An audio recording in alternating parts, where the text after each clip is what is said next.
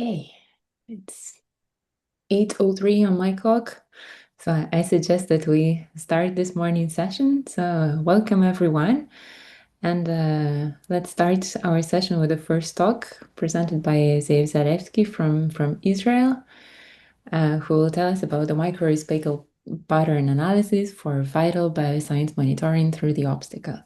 So, please. Thank you very much. First of all, I would like to thank the organizers for allowing me to present my work.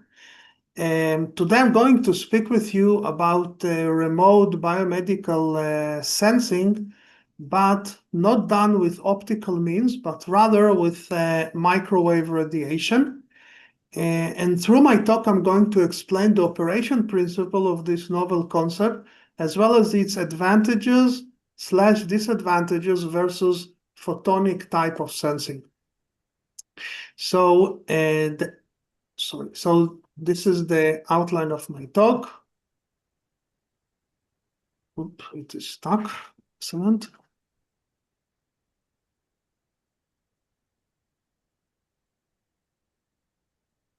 Sorry, just 1 second. A problem with my computer.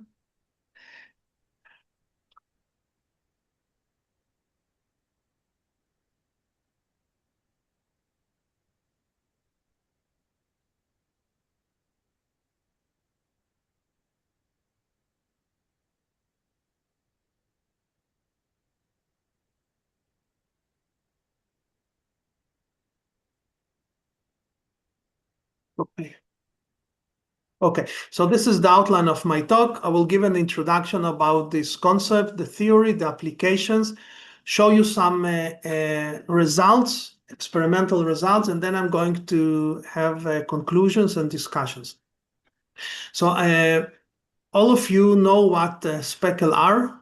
If we take a coherent illumination, a laser, for instance, that has temporal and spatial coherence, and we illuminate a surface that it has roughness like biological tissue, then the back reflected light forms a random self-mixing pattern, which is called secondary speckle pattern. Now, people worked with this type of sensing to sense biomedical parameters before. The main application or the main direction that people were working on involved sensing the flow velocity of blood. Now, how did it work? You have a camera with a given integration time. You illuminate with your laser the tissue. The back reflected light forms this random pattern, the secondary speckle pattern, which due to the flow of blood, due to the dynamics occurring in the tissue, will be randomly changing. Now you average with your camera, and then after you capture your image, you compute the contrast of your speckle pattern. If the contrast is high, it means that there were not a lot of changes during the integration time, which means that the flow velocity was low. And if the contrast is low, it means that the flow velocity was fast because there were a lot of changes. Now, some years ago, we have developed a modification or a different methodology of how to sense biomedical parameters with secondary speckle patterns. Now, what did we do? Instead of, like before, instead of collecting the generated speckle pattern from the surface of the back reflecting tissue, we used a camera with special optics that performed an all-optical spatial transformation of the back reflected pattern. And then after the transformation, the new image, the new random speckle-like image, was captured by the camera, converted from photons to electrons, and processed by the relevant image processing modality. Now, the point is that the spatial transformation that we realized in an all-optical way allowed us to generate the situation in which this random speckle pattern, this random pattern was not changing randomly like before, but rather changing in a very specific way, according to very specific rules. And then instead of just computing the contrast out of the full image full of speckle, we could use the full information of the image because we know how the image should change. It was not a random change anymore. And then we could obtain a much higher precision in our capability of sensing movements, nanovibrations, or dynamic that occurs in the inspected tissue. Now, people may ask, what is the difference? I mean, capture the original speckle pattern and do your transformation in an image processing way and do the same thing. But it is not the same thing. The point is that we do it in an all-optical way. And because of that, first of all, we have the phase. Because when we capture the image of the speckle, we lose the phase. We have only intensity. Because we do the transformation in an all-optical way, we have the phase. When the electrical field propagates or goes through this special transformation, the phase plays a role, which is very important. Secondly, the photons have very high signal-to-noise ratio. When we convert the photons to electrons, we lose a lot of its signal-to-noise ratio due to quantization noises and other noises, and therefore we lose a lot of the information that in my methodology we still have because we do it in an all-optical way and not through direct image processing. So just to summarize, our sensor has this optics that performs this all-optical transformation, then the image of the speckle is captured, processed, and in an image processing algorithms, and the result is that we can sense nanovibrations occurring in the tissue. Really, nanovibrations. We have nanometric accuracy, precision, and the more speckle we have in our image, the better the precision that we get, which is also a good thing. Now, we have applied this technique for various applications and new sensing modalities. We did with it sensing of vital bioscience like respiration and heart beating. By the way, when I say respiration, it's not only number of respirations per minute, but also the sound, the signal of the respiration. And in sense of heartbeats, we could measure the phonocardiogram, not only how many times the heart was beating per minute, we also measured other vital bioscience like blood pressure. And beyond the vital bio applications, we also use this methodology to, and this is one of the directions I'm currently exploring in my lab, we used it for sensing of brain activity by sensing the hemodynamics activity occurring in the brain, because when we operate a certain region of our brain, it consumes oxygen, which comes with blood, and blood comes in pulsation. Pulsation is vibration, so we can sense it. And light penetrates. Since we don't do imaging, we work with scattered light, with speckle, it penetrates. The scattering is not working against us, but rather helps us. Okay, so this is the optical methodology. And it was used not only for direct biomedical sensing, we could also sense nanovibrations like those who are related to extracting of sounds and voices. For instance, like in this slide where we illuminated with our laser a loudspeaker, and from a distance we could receive then the noises, the sounds that it was making. And it was applied for various directions, and many papers were published. Now, here what we did, we decided to change, use the same sensing methodology, but instead of working with lasers, we decided to move to a microwave regime. In the microwave regime, as I'm going to show you in this presentation, we were working with 3 different microwave frequencies. We were doing experiments at 2.4 gigahertz, at 18 gigahertz, and at 70 gigahertz. Now, what are the advantages, disadvantages of working with microwave radiation rather than with laser or optical illumination? So the disadvantages are that the larger our wavelength is, which means the smaller our frequency is, then the lower is our sensitivity, because it's true that the sensitivity is related, as I said before, to the number of speckle spots we have in our pattern, but it is also related to the wavelength of the radiation.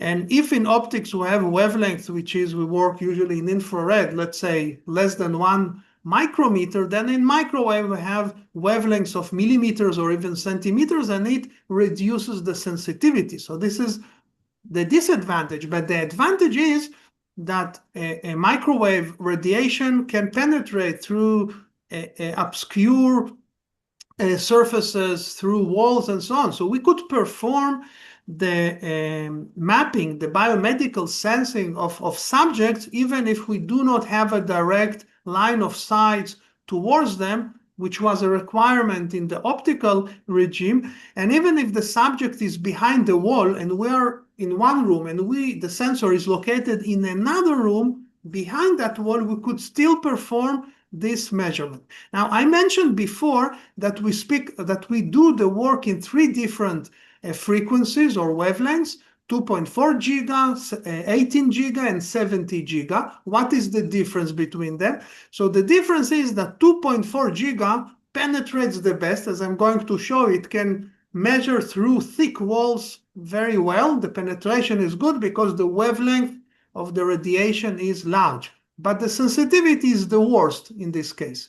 If we go to the other edge of 70 giga, there the precision, actually the sensitivity is good, not as in optics, but it is very good. We can extract very precise biomedical processes from a distance, but then the penetration is not good.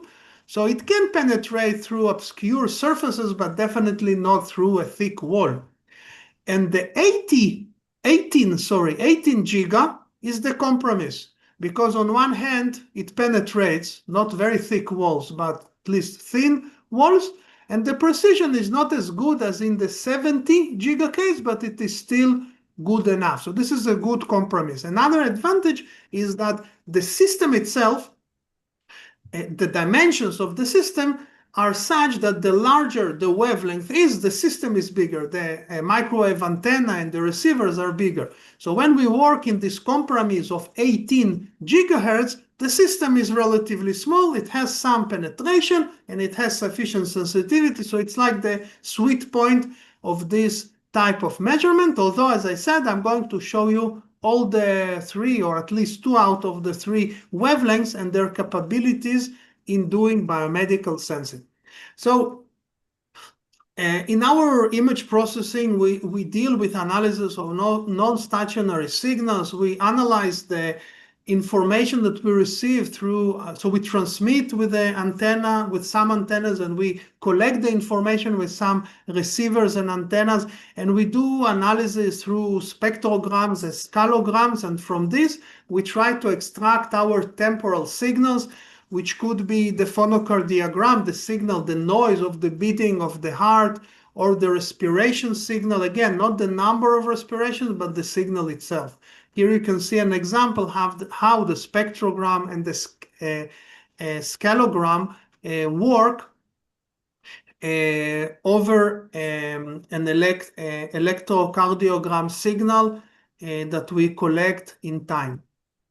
Okay, so let us, by the way, those of you who do not know, antenna, in a way, it's like an optical lens. The larger the antenna is, the smaller is the angular span at which its a lobe of diffraction occurs, both when we project radiation as well as when we collect radiation, exactly like in the case of a lens, where the larger the lens is, the more focused the light could be, the more directional the light could be. So the same happens with the antenna. Okay, as I said before, we did various experiments with this methodology of speckle sensing. By the way, we call this defocused speckle sensing. Why defocused? It's not the regular speckle sensing.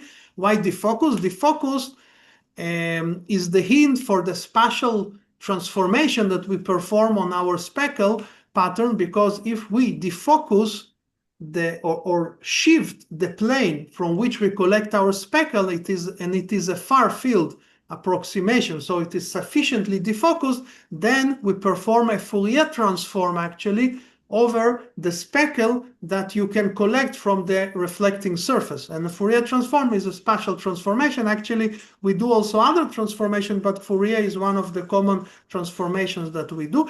So in this slide, you just see a summary how we took this new defocus speckle biosensing methodology and converted it into the microwave regime and tried to do sensing through walls of hidden loudspeakers or subjects where we try to sense their heartbeats and respirations. Okay, so let us go towards seeing some real measurements and experiments. So in this slide, you can see, so the first set of experiments was done at microwave frequency of 2.4 gigahertz. And here you can see one of the subjects. He put this elastic strap on his chest to have by the way, do you see my pointer, my mouse? Yeah, okay.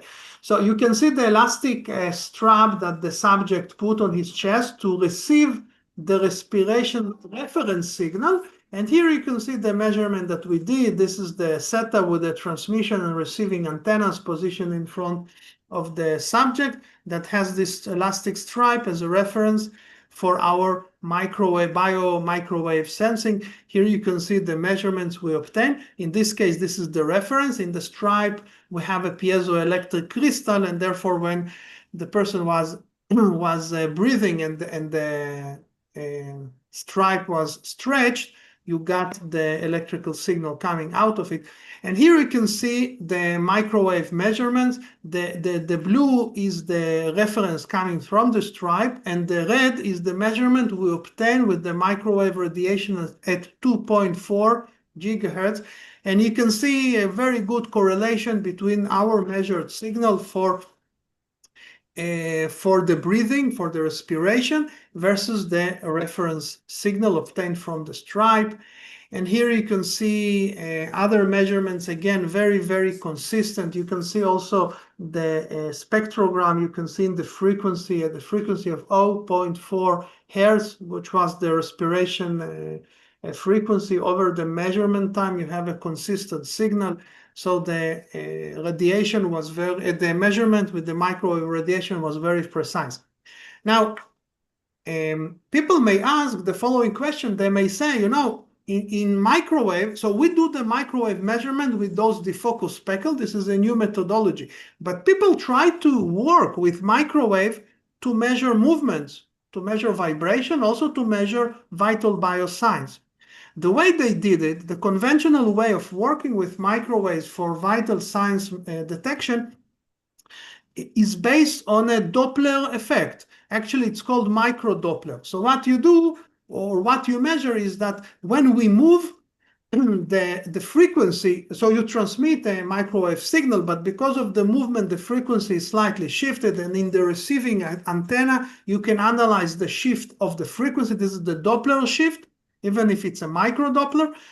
And from this, you can detect the movement signal. But what is the disadvantage? By the way, we do not do Doppler sensing. It's a different way of sensing. We work with the focus speckles, as I mentioned before. And how is it different, or what is the advantage of this direction versus the micro-Doppler, conventional micro-Doppler measurement? The advantage is that in Doppler effect, you can measure only movements which are in parallel with the direction of radiation. And all the movements which are vertical to the direction of radiation, of projection, of illumination, the sensitivity goes to 0. In our case, our sensitivity is not direction dependent. And when you have a movement, especially a person behind the wall, that you do not have the capability of calibrate its direction of movement by when he breathes or his heart beats, to calibrate it with the direction of your sensor, you cannot do it. Then this advantage that we have of being independent on the direction of measurement is extremely significant. And what you can see here in this experiment is that we show this claim. We took different subjects and we measured their vital biosign of breathing from different directions. And you can see that the sensitivity we got was very consistent, very similar unlike in the microdoppler case where you have zero sensitivity when you measure in parallel to the direction, perpendicular, vertical, to the direction of radiation. So this was a vital bioscience of breathing. The next challenge was to try to extract heartbeats. Again, when I say heartbeats, I do not refer like the measurement you have in your watches where it gives you the number of beats per minute. I talk about extracting the phonocardiogram signal itself, the noise the heart is doing, in a way similar to what the medical doctor gets when he places a stethoscope on the chest of the subject. But in our case, we do it in a non-contact way, moreover, even behind a wall. So not only that we are not in contact with the subject, we don't need to have a line of sight with the subject. And you can see here some of the measurements. This is those are experimental measurements done at a frequency of 2.4 gigahertz. This is the temporal signal. You can see very nicely the phonocardiogram signal that we receive, and this is the spectrogram of it, and you see that there is a periodicity, a frequency of 60 beats per minute, which means 1 hertz. And as a reference, this was indeed the beating rate of the heart of the specific subject. So we get very sufficiently precise measurement that can extract the heart rate. By the way, not only the heart rate, but because we have the signal itself, we can also compute in high precision the heart rate variability, which is very important biomedical insight that gives the medical doctor an indication about stress and various diseases and other problematic processes that the subject goes through, and we could sense all of it. Okay, in the beginning of my talk, I mentioned that we did it not only at 2.4 gigahertz, we did it also at higher frequencies, which means at lower microwave wavelengths. The meaning is that the precision is higher, but on the other hand, the penetration capability through obscure surfaces is lower. So here you have an experiment, demonstration of experiment for sensing vital bioscience of respiration and breathing done at 18 gigahertz.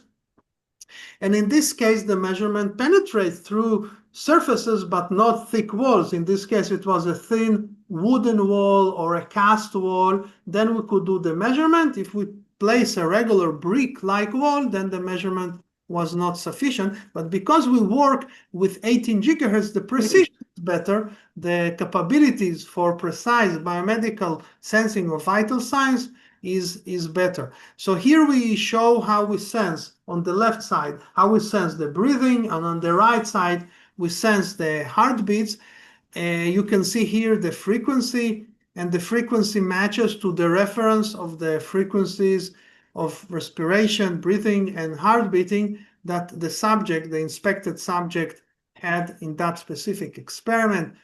You can see here the histogram of the measurements.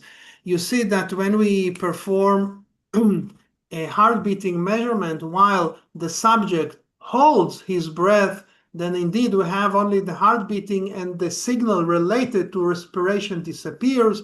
And here the subjects were not holding their breath, so we see the signal of the breathing as well as the signal related to the heart beating. Obviously, they could hold their breath, they could not hold their heart beating, so we have heart beating without breathing, or we had both of them. We could not have only breathing without heart beating. Yeah, so but as I said in the beginning of my presentation, this concept is not only good for capable of sensing direct vital bioscience. We could also collect voices and sounds like those produced from loudspeakers from a distance through obstacles and so on. Here you see an experiment in which we did such a measurement. By the way, it means that a subject could talk, so it doesn't have to be a loudspeaker. It could be a subject that talks. Our head is like a loudspeaker, it's like a resonance box. And we could collect and hear him talk even if he is extremely far away, even behind walls and so on. This could be a very good application to rescue casualties in earthquakes and in other national crises. And here you see some experimental results. So we took this loudspeaker as our reference and we connected it to a signal that was changing in its frequency up to 900 hertz. And we could, this is a spectrogram. You see how we clearly can track the signal up to 900 hertz with relatively high signal to noise ratio, which was very good. And then we did speech detection. So the people were talking. So here they were talking, they're not talking again, and we could really detect the signals. And if we connect the signals to a loudspeaker, we could really hear the reconstruction of what they say. Of course, we can apply various denoising algorithm to get rid of the noises. There were some noises because the signal is weak. The vibration is relatively weak and behind the wall, so it's difficult to detect it, but yet we could detect it. This is how a clean signal of the speech looks like. This is the noisy collected signal. Then we did denoising, which is not as good as the original signal, but sufficiently good to be able to detect it and to hear it.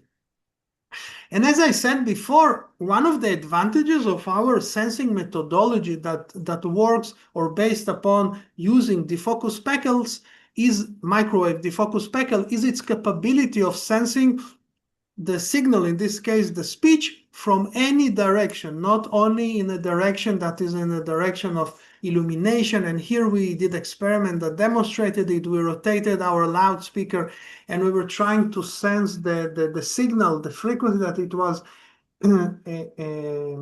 it was sounding, and we could detect it very nicely with our microwave sensor and system detector, with our microwave detector. And then we repeated this experiment in other very challenging configurations. For instance, to detect the direction of movement of a pendulum. And we, as I said before, demonstrated the lack of sensitivity to direction of sensing by sensing pendulum from with a parallel beam, but also sensing it with a perpendicular beam. And in both cases, we could detect it very, very nicely. This is, by the way, our experiment. This is the pendulum, and this is our system with the antennas, transmitting and receiving antenna. And as we analyze the signal, we analyze it, collect it with a digital scope and analyze it and so on. And here you can see the results that we collected. In the case of the parallel orientation, you can really see the spectrogram with the signal. There is a damping, but the damping is okay. There is a damping because with time, the pendulum, due to the friction, stops it from moving. And we can really see it in the microwave signal that we collected. And this is the perpendicular orientation case sensing. Again, very good signal. Again, we have the damping, which really happens. So it looks very good. And in both cases, the sensitivity is very nice. Now, another very interesting biomedical application that we were able to obtain with our technique, and it's, in my opinion, really revolutionary, is the capability of doing remote sensing, even through obscure surfaces, of bioimpedance. Now, today, bioimpedance is an important parameter to know various things like diseases and stress and many other things. It is related to the amount of water. Also, for instance, in case of dehydration and so on, it is related to amount of water that we have in our skin. Today, the way of measuring bioimpedance is by connecting conducting electrodes to the surface of the skin. And we are capable of doing it from a distance because we work in the microwave regime. So there is an advantage of microwave radiation, not only due to its capability of penetrate through obscure surfaces, but also in its capability of measuring bioimpedance, which you cannot do with lasers and with photons, with light. And here we have the system related to our experiment. So we didn't do it directly on people. We did it with a cuvette of water. And we illuminated with in this case, we illuminated with microwave because it is related to a microwave effect because the 2.4 gigahertz microwave is absorbed by the water content in the tissue, and it causes to a local heating of the tissue and to local vibrations, which we could sense either with a microwave detector, like before, or with an optical detector. So in this experiment, we use an optical detector. So it's like a hybrid now. Now it's a hybrid sensor. We radiate with microwave. We collect so we radiate with microwave to excite the heating, the effect, and then we illuminate with an optical probe and detect the generated nano vibrations due to the local heating with an optical camera. And we could really sense this. You can see in this chart, for instance, this cuvette with water, you see how different amounts of water behave differently in time, and they get to different heating temperature because of different content or different irradiation. You can see here, for instance, the cuvette, this is in the spectrum, you can see the very clear peak much above the noise level that is related to the vibration occurring in this cuvette with water that could be also a tissue with water due to this microwave radiation and photonics defocus speckle sensing that we get. So the meaning is that we can remotely sense bioimpedances. Here you see experiments related to bioimpedance. You see how the temperature, the vibration frequency is related to the temperature, the local heating of the water in the tissue, which is related to the amount of water if you have the same intensity of microwave radiation, and the amount of water is what sets the bioimpedance in the tissue. So this experiment actually shows the capability of remote sensing bioimpedance in a tissue, but of course further research is needed. This is only preliminary results. I'm going to conclude my presentation. I spoke with you about a speckle-based novel methodology for biosensing. I focused on using microwave speckle-based sensing to sense those biosigns, which could be done behind obscure surfaces as well. I show you that the sensitivity, although damaged because you go to larger wavelengths, is still enough to detect the biosigns like breathing, heart beating, and even heart rate variability. I show you the advantage of the concept in general of working with defocus speckles, and specifically in the microwave regime, is that the advantage is not only the penetrability of it through surfaces, but also the capability of doing the measurement, which is not dependent on the direction of the measurement, unlike in the Doppler or micro-Doppler case. I mentioned that we work with different frequencies, 2.4 giga, but also 18 giga, and now we work with 70 giga. Then the higher the frequency is, the lower the capability to penetrate, but the sensitivity and the precision are increased. And in the last part, I showed you how microwave acoustic effect, which is related to bioimpedance, can be measured by a hybrid configuration in which the microwave is exciting the effect, and the sensing of the nanovibration is not done by a microwave antenna, but rather with an optical probe in order to have higher sensitivity. But we sense remotely through obscure surfaces and microwave acoustic effects which are related to bioimpedance, which is an important biomedical modality to be measured. So thank you very much for your time and attention. Thank you. Yeah. Thank you for a great talk. Now it's time for questions, and I see that Mikhail Gorsky has a question. Please go ahead. Hello. Thank you for a nice presentation. Mikhail Gorsky from Chernivtsi National University. I'm really curious about type of RF sources which you use to generate coherent microwaves, because it's important for forming of speckle.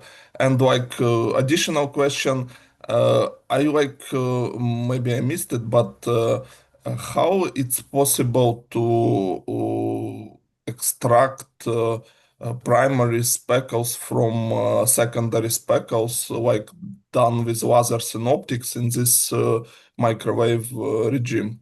Thank you.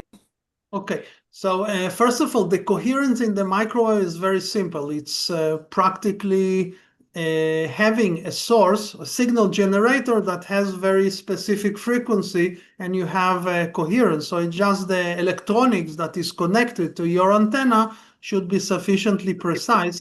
It's much simpler than working in optical regime where you need to have lasers. In microwave, given the time of measurement and the stability of our sources, the radiation is both directional as well as a very specific in the temporal frequency that we irradiate with our subject. In respect to primary speckles, so we do not work with primary speckles. We don't try to recover them. We work with secondary speckles. Primary speckles is when you project speckle pattern on top of your subject, like what you do in 3D sensing. You project a structured illumination, it could be speckle pattern, and you check how what you get, what is sensed is different from what you have projected. In our case, we do not project speckle. We just illuminate the surface of the skin or the whatever surface we use. And the speckle are generated due to the roughness of the surface, not because we project something. This roughness, this pattern that is generated due to the roughness, we collected with our sensors. But the signal itself is not important. What we analyze is how the signal is changing in time. So the speckle is generated by the roughness of the surface and its interaction with the radiation that we use. But the pattern itself is not relevant. What is relevant is how this pattern is changing with time. This is what we analyze. Thank you. And if possible, one small question about, I saw that you like tried to recognize sound like from speakers, and I'm curious, was you able, for example, from your received signal to recognize, let's say, details, what like if people say something and you take this from speaker, were you able to hear it clearly or no? Yeah, I was able to hear it clearly, but the sound a bit metallic. Why it was sound metallic? Not like the original sound. I could identify what is being said, but by the way, today with AI tools, you can improve it. You use AI tools to improve, to understand comprehension of people with ALS that cannot speak well. In our case, even without AI assistance, we could understand what was said, but it was not heard like the original sound of the voice. It was heard more metallic. And the reason for that is not because lack of precision in our end. It's because the head from which we extracted the signal makes low pass filter to the signal of the sound mechanically. So to begin with, the head from which we extract the signal is not as good as the original sound that gets out of our mouth. This was the reason for the metallic aspect of the reconstruction. Okay, understood. Thank you.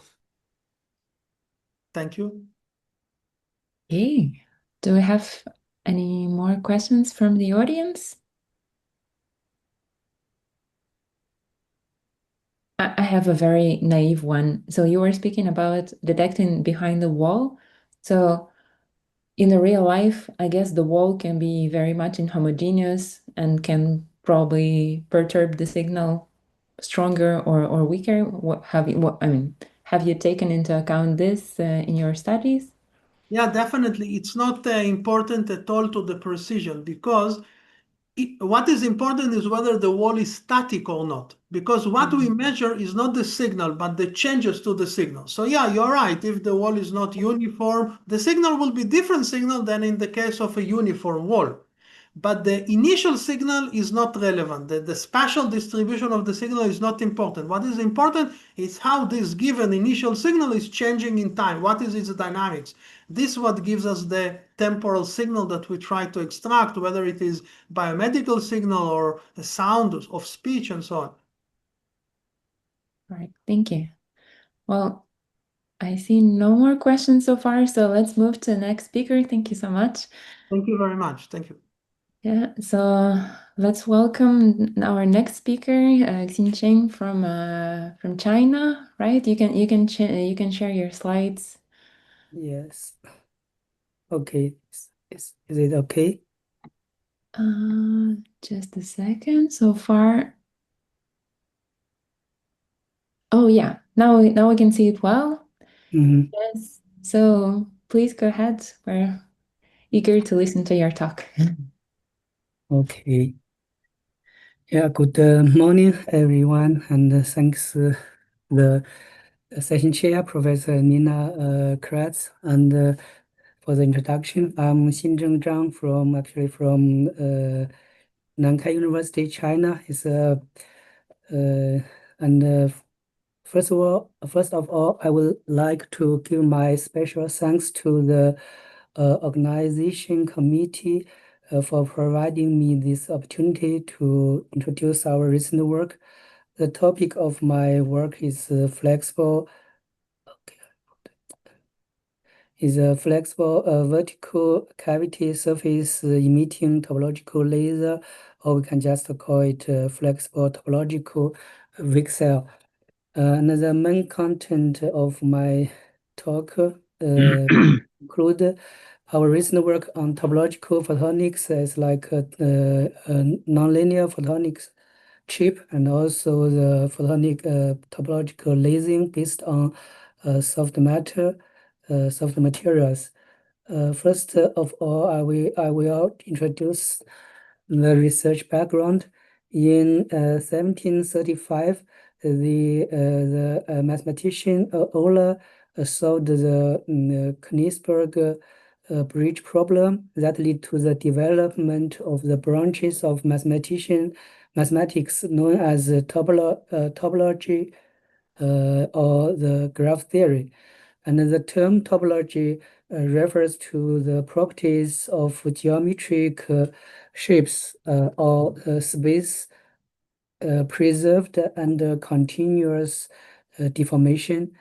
In 1980s, the discovery of integer quantum Hall effect introduced the concept of topology into condensed matter physics, and later expanded from condensed matter physics to various fields such as optics, acoustics, and mechanics. 2012, the Nobel Prize in Physics was awarded for the theoretical discovery of topological phase transition and the topological phase of matter. When materials with different topological invariants are joined, electrons or photons at a specific energy are localized at the interface. The interface separates topological, non-trivial, and trivial regions, ensure the existence of localized boundary states. The combination of topological phase and optic system has given rise to a series of novel optical phenomena and potential optical applications.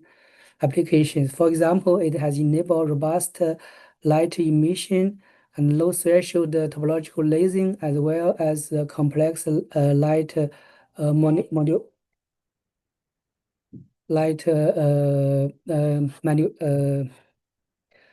manipulation. And if we use the active material, the active topological photonic structure enables topological lasing based on topological edge state and corner. And here is corner states. which can be constructed using various platforms such as one-dimensional macropillar arrays, one-dimensional macro ring arrays, and nanoscale topological photonics, or 2D ring resonator, and also the vertical cavities. These semiconductor-based topological lasers, valued for they have small size and very high efficiency. They are widely used in nowadays in optical communications and also manufacturing, bring about new possibility for next generation of laser device. However, the challenges still remain. Realizing small-scale topological light sources in the visible wavelength region use flexible structures remain a key challenge. So if we can master the design and the fabrication of flexible photonic microstructure based on soft matter materials, it will open new opportunity for the development of further optical device. This advancement could enable applications in flexible skin and flexible photonics chips and other field. However, we would like here we would like to adopt a liquid crystal soft matter to realize topological lasing as a kind of soft materials. Liquid crystal can offer many advantages, such as external field sensitivity, anisotropy, and for the cholesteric liquid crystal, they have a good tunability and also a polarized photonics band gap. This polarized is for the circularly polarized light, not for linear polarized light. When topological photonics features diverse structure and physics property, the localized topological interface state provide a new way to achieve robust and low threshold laser output. Thus, the topological lasing design with liquid crystal soft matter will exhibit excellent attributes. For example, tunability, robustness, circular polarization, and also flexibility. In the second part, I will introduce our work on topologically tuned terahertz confinement in the nonlinear photonics photonic chip. Here in our experiment, the generation and topological confinement of terahertz wave were performed at a terahertz lithium niobate integrated platform. The lithium niobate microstructure used in our experiment is fabricated by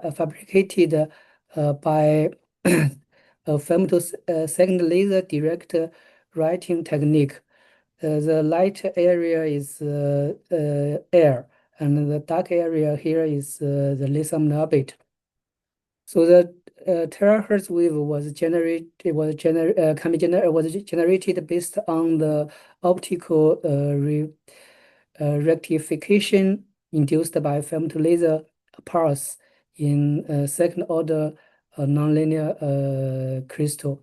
We performed a series of experiments with a typical palm probe setup to obtain both the dispersion law, a dispersion curve of the structure, and the energy distribution of the confined mode. Then we can measure the spatial temporal evolution of the terahertz wave. We designed a wedge-shaped topology microstructure of lithium niobate based on 1D SSH structure. and investigate the generation and the regulation characteristic of topological states on this nonlinear photonic chip. The distance between the neighboring states is changed along the optical axis along this direction. Upper part we can think is a long defect structure. In the middle is equidistance structure. That means a periodical structure here, and the lower part is a short defect structure. Along our specifically patterned lithium niobate lattice structure, the confinement of the terahertz wave generated by the nonlinear excitation can be fine-tuned by scan the pump beam position along the Z direction. And the left picture is a calculated eigenvalue distribution of the structure along the z-axis. In here, the z-axis is this direction. In this picture, is the horizontal direction. The left part is long defect area, and the right part is short defect area. Here is the periodical structure. So we can find there is a topological states, interface state in this structure. On the short defect structure, there exists not only topological defect states, but also the trivial defect mode. And then the confinement can be effectively tuned along the structure. That's this structure. We see the confinement at different position. The confinement is different. As a result, by changing the excitation position, the ratio of topological state to trivial state can be tuned. These are numerical results for the of the topologically controlled terahertz confinement. Here are the experiment results. They are agree very well. And we also simulated the influence of the perturbation. So this simulation shows that the topological defect mode is very robust. So if even the perturbation to 0.8, the topological state can be very good. This can be very good. And next part we will talk about the visible topological lasing in soft matter-based superlattices. So we use the liquid crystal materials. When we use liquid crystal, usually we need to use some alignment technology to align the liquid crystals. And around 10 years ago, we proposed the one method. We call it compartmentalized out-of-plane alignment method. So we use on a glass substrate, we spin coated the SU8 the photoresist, and used two photon polymerization with the femtosecond laser. We can fabricate some polymer ribbon like a wall, and this polymer ribbon can align the liquid crystal very well. So when we inject the pneumatic liquid crystal, you can see all the liquid crystal along this channel. And if we fabricate the polymer ribbon to form a rectangle structure, the liquid crystal inside will form the topological defects here. And if we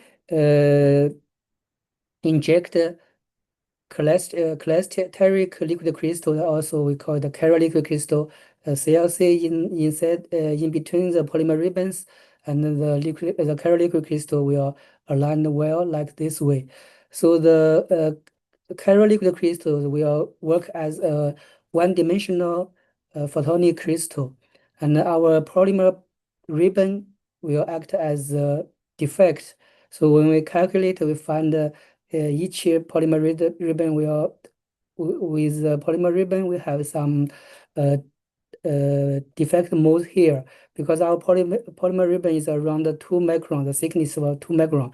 So in the forbidden band of the chiral liquid crystal is at the visible region, we can find the 2 defect mode.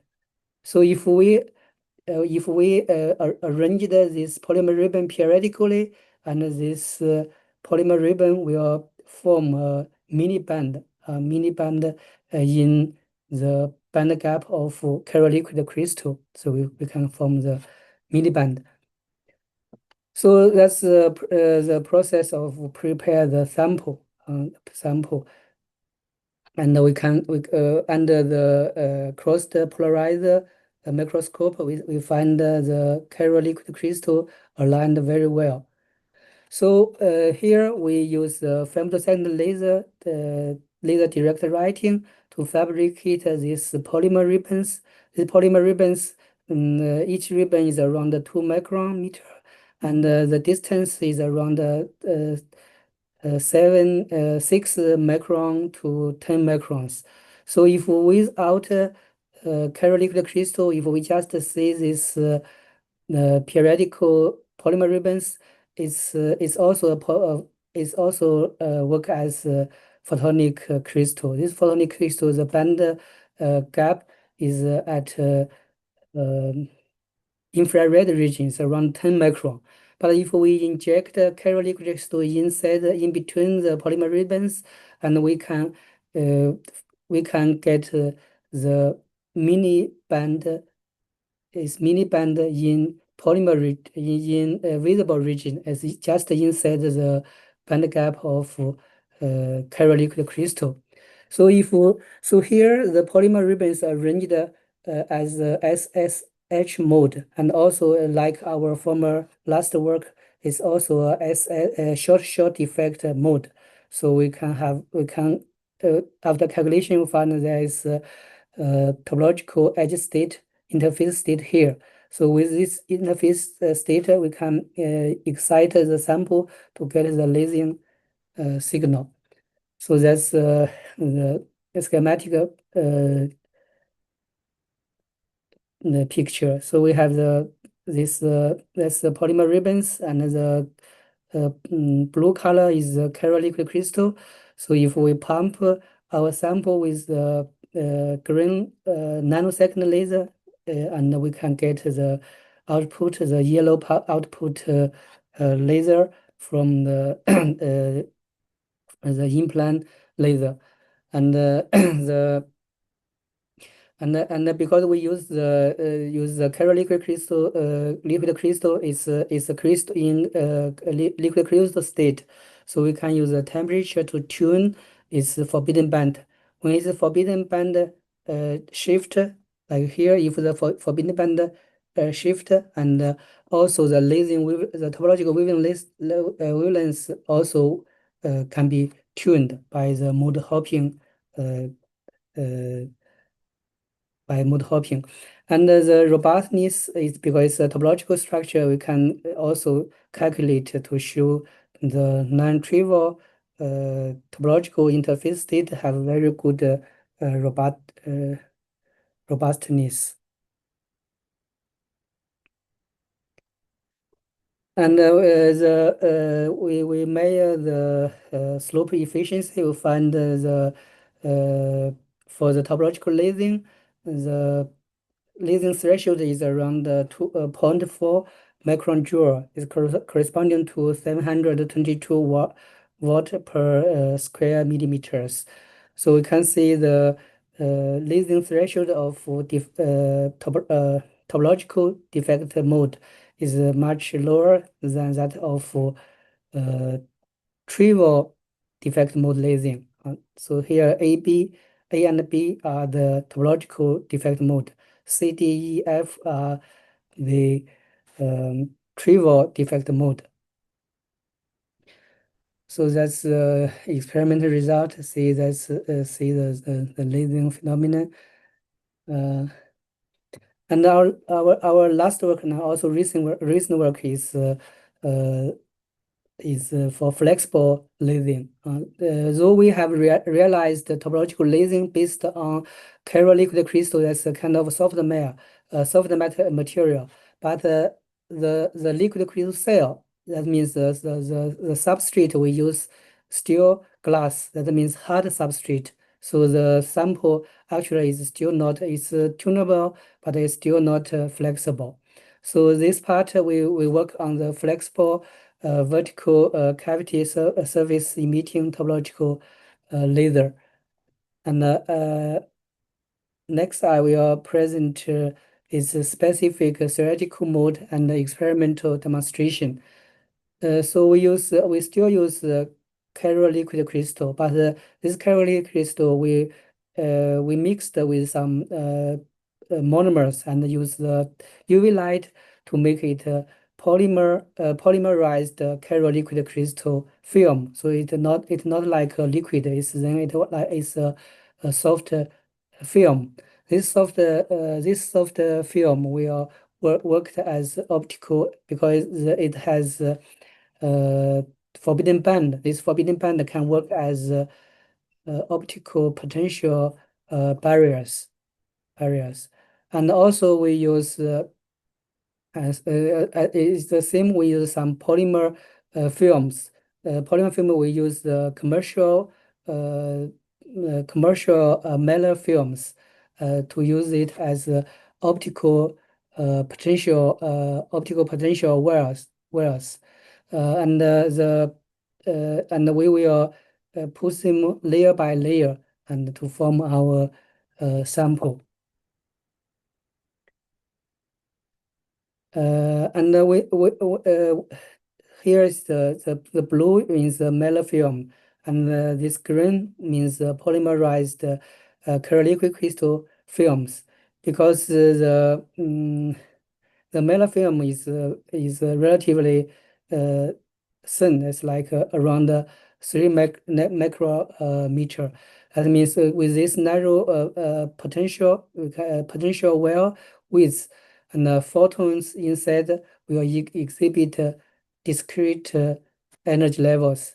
And if we put some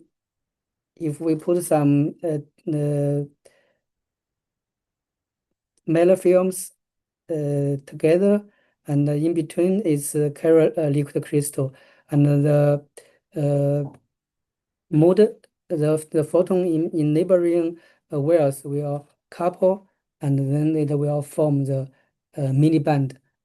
We will form the mini band of the superlattices by selecting two energy levels. So we use the two with the Meller film A and B with different thickness. Here we show it's 3 micron and 3.12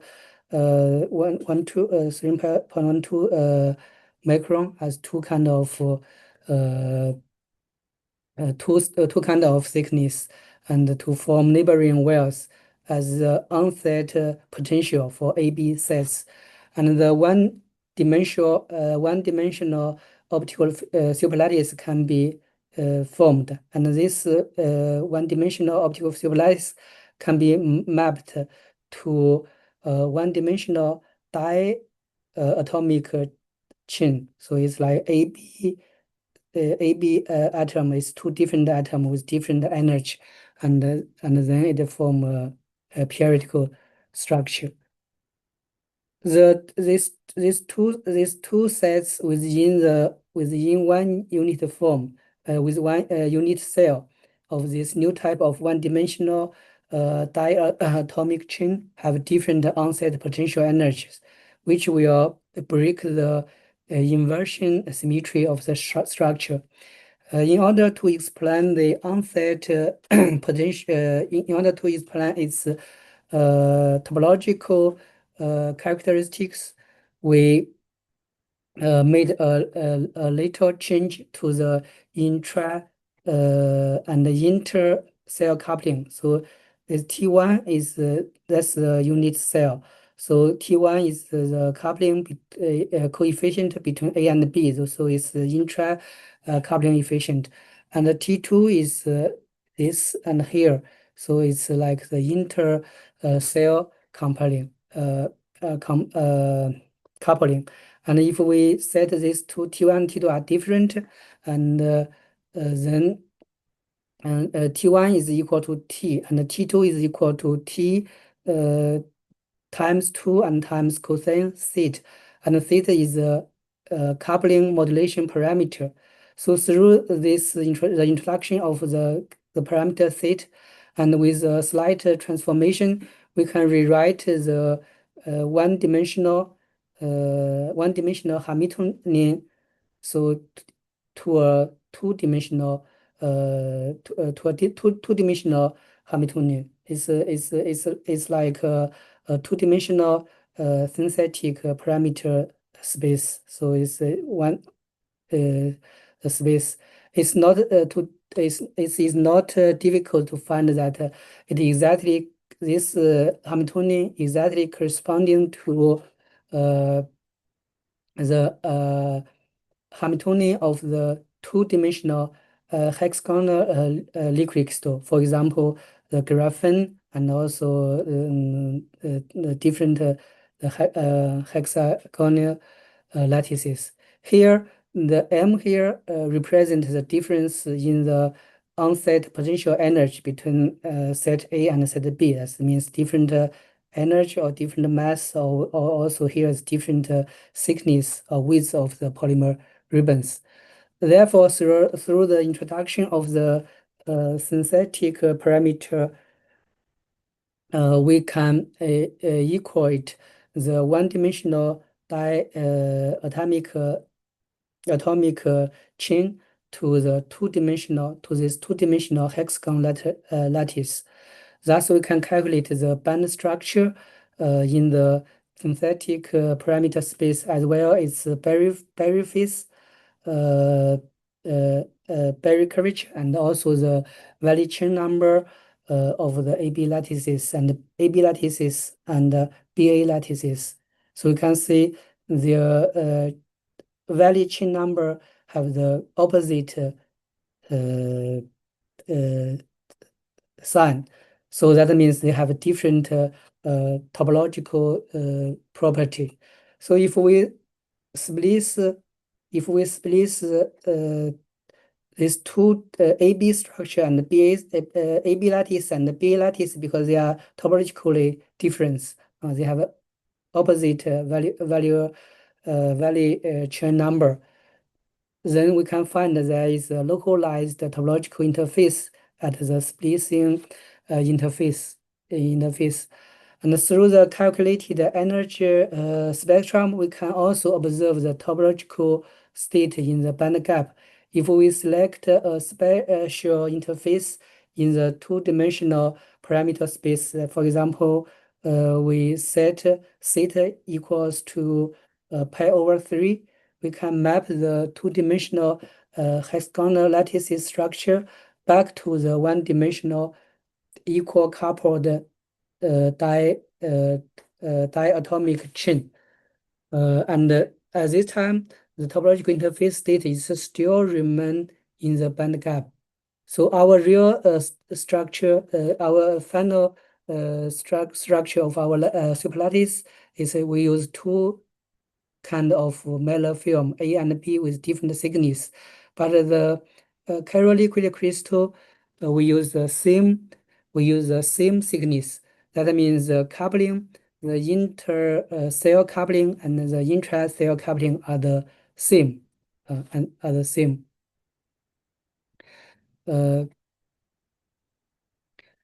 So after calculation, we find we can see there is a localized interface state at the interface where AB lattices and B lattices are split. It is localized in the mini band gap of the superlattices, and at the wavelength 5 is around 575 nanometer. So we use the friction. We use the frictional liquid crystal orientation technique. To prepare our sample. So for the polymerized chiral liquid crystal, we use the frictional alignment method. So here we list several polymerizable liquid crystal, and we mix them together with the photoinitiator and fill them into the friction-oriented liquid crystal cell. And after UV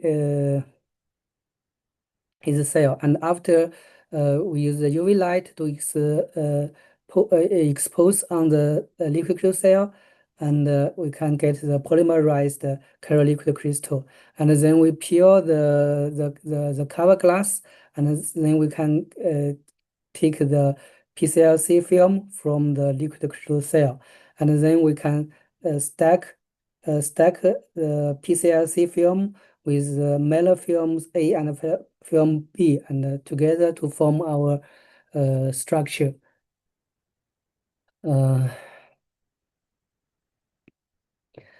The metal film I just already mentioned. The metal film is commercially purchased. And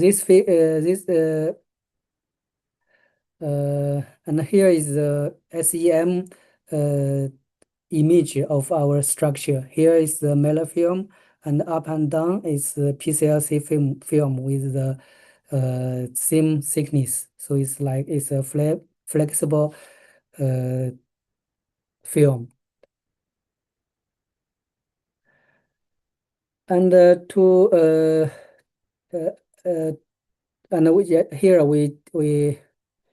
this figure shows a schematic diagram of the stacking process of our basic unit of the superlattice, which include metal A and metal B is two kind of metal film, and also with PCM film.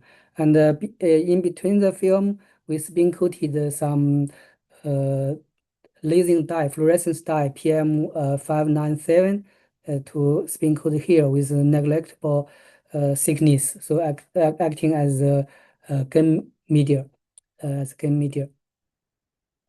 And here our samples. This sample is without the fluorescence dye.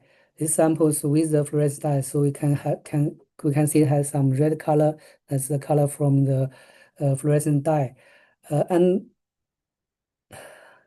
under the pumping of frequency doubled Q switch YAG laser with at 532 nanometer, we observe the yellow laser at 575 nanometer emitted perpendicular on both sides of our cavity surface. And the pump laser is linear polarized, but the lasing light is circularly polarized because of our chiral liquid crystal. We use a high resolution spectrometer to collect and measure the emission spectrum. We see the lasing here. Oh.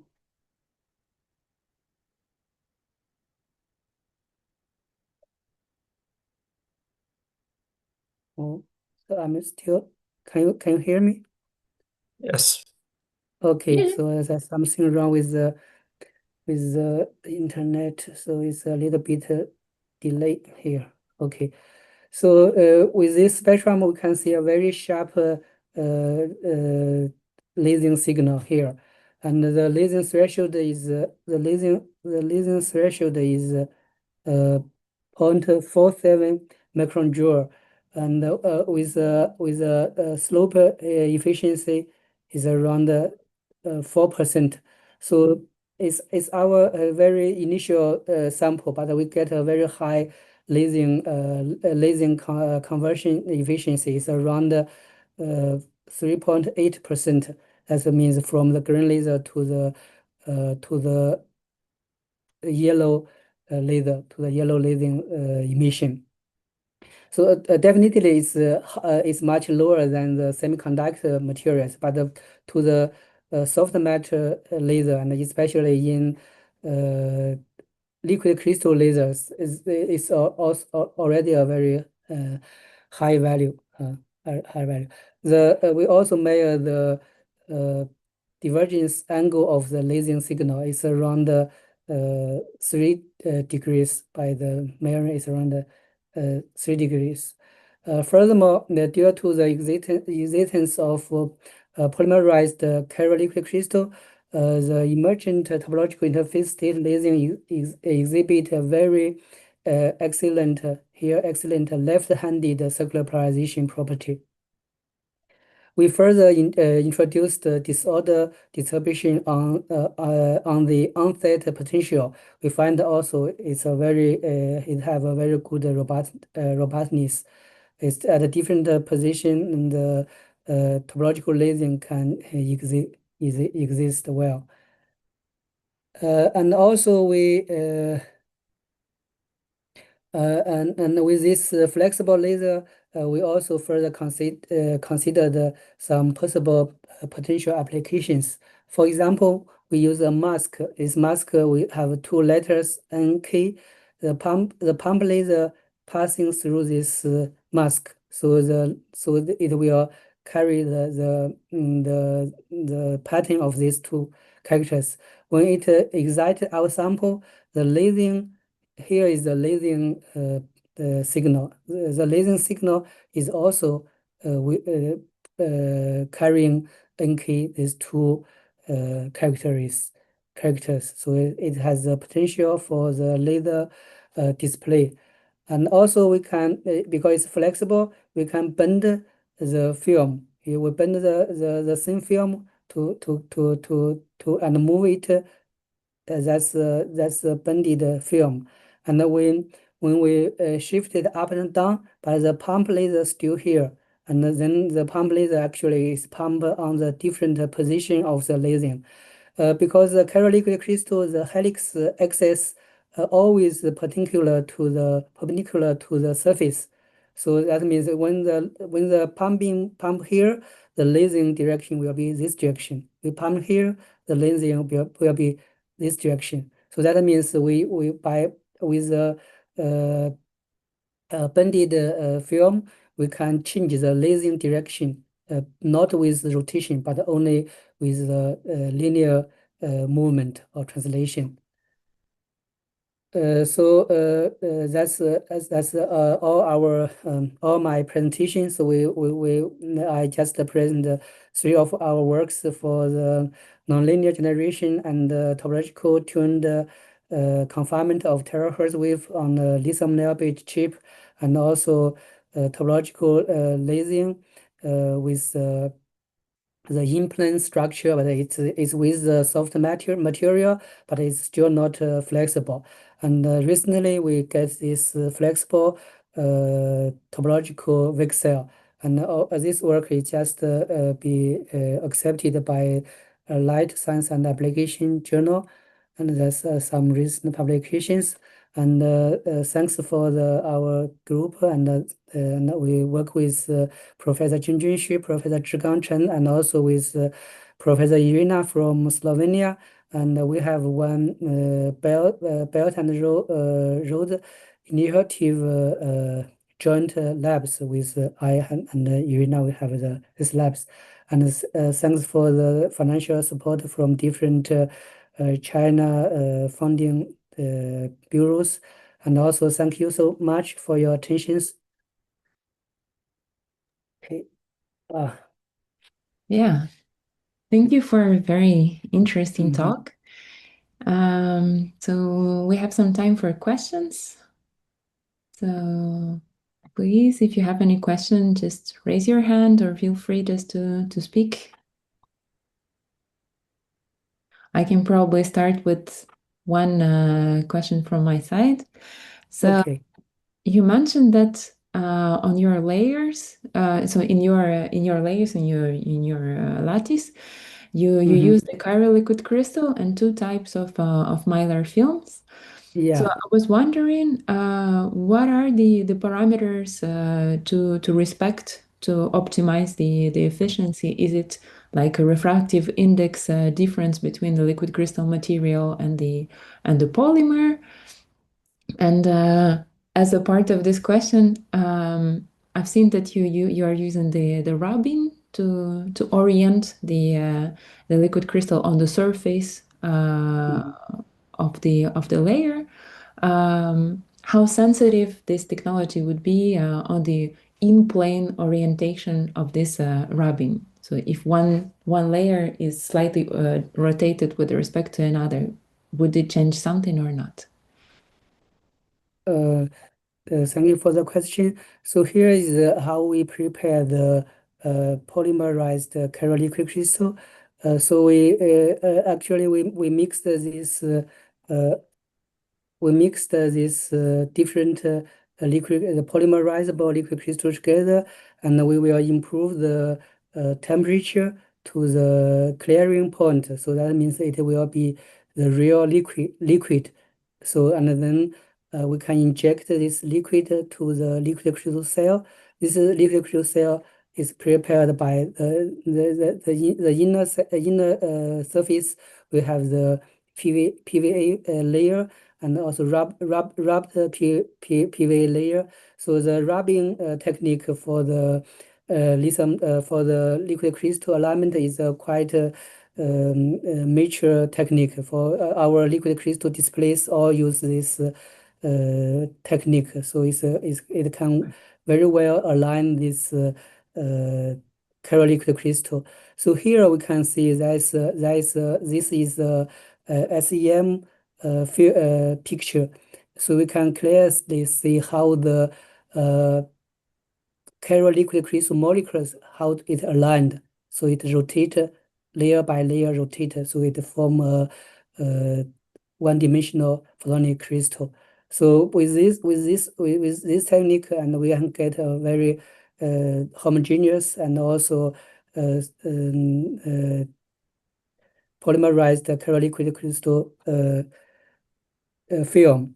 And the metal film we bought as why we use it, because we are not so specially designed, because it's cheap and easy to get, and for different thin films, and also it's very sticky, and we can put them together, and it forms the flexible film, and this film is very stable. After even we bend this film for 1,000 times, and it is still very it still keep its shape.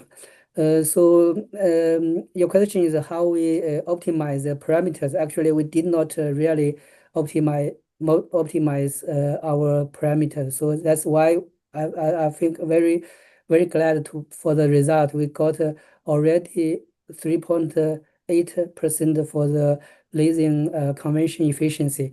So later, if we can optimize some parameter, for example, the refractive index and also the thickness of the different films, and also the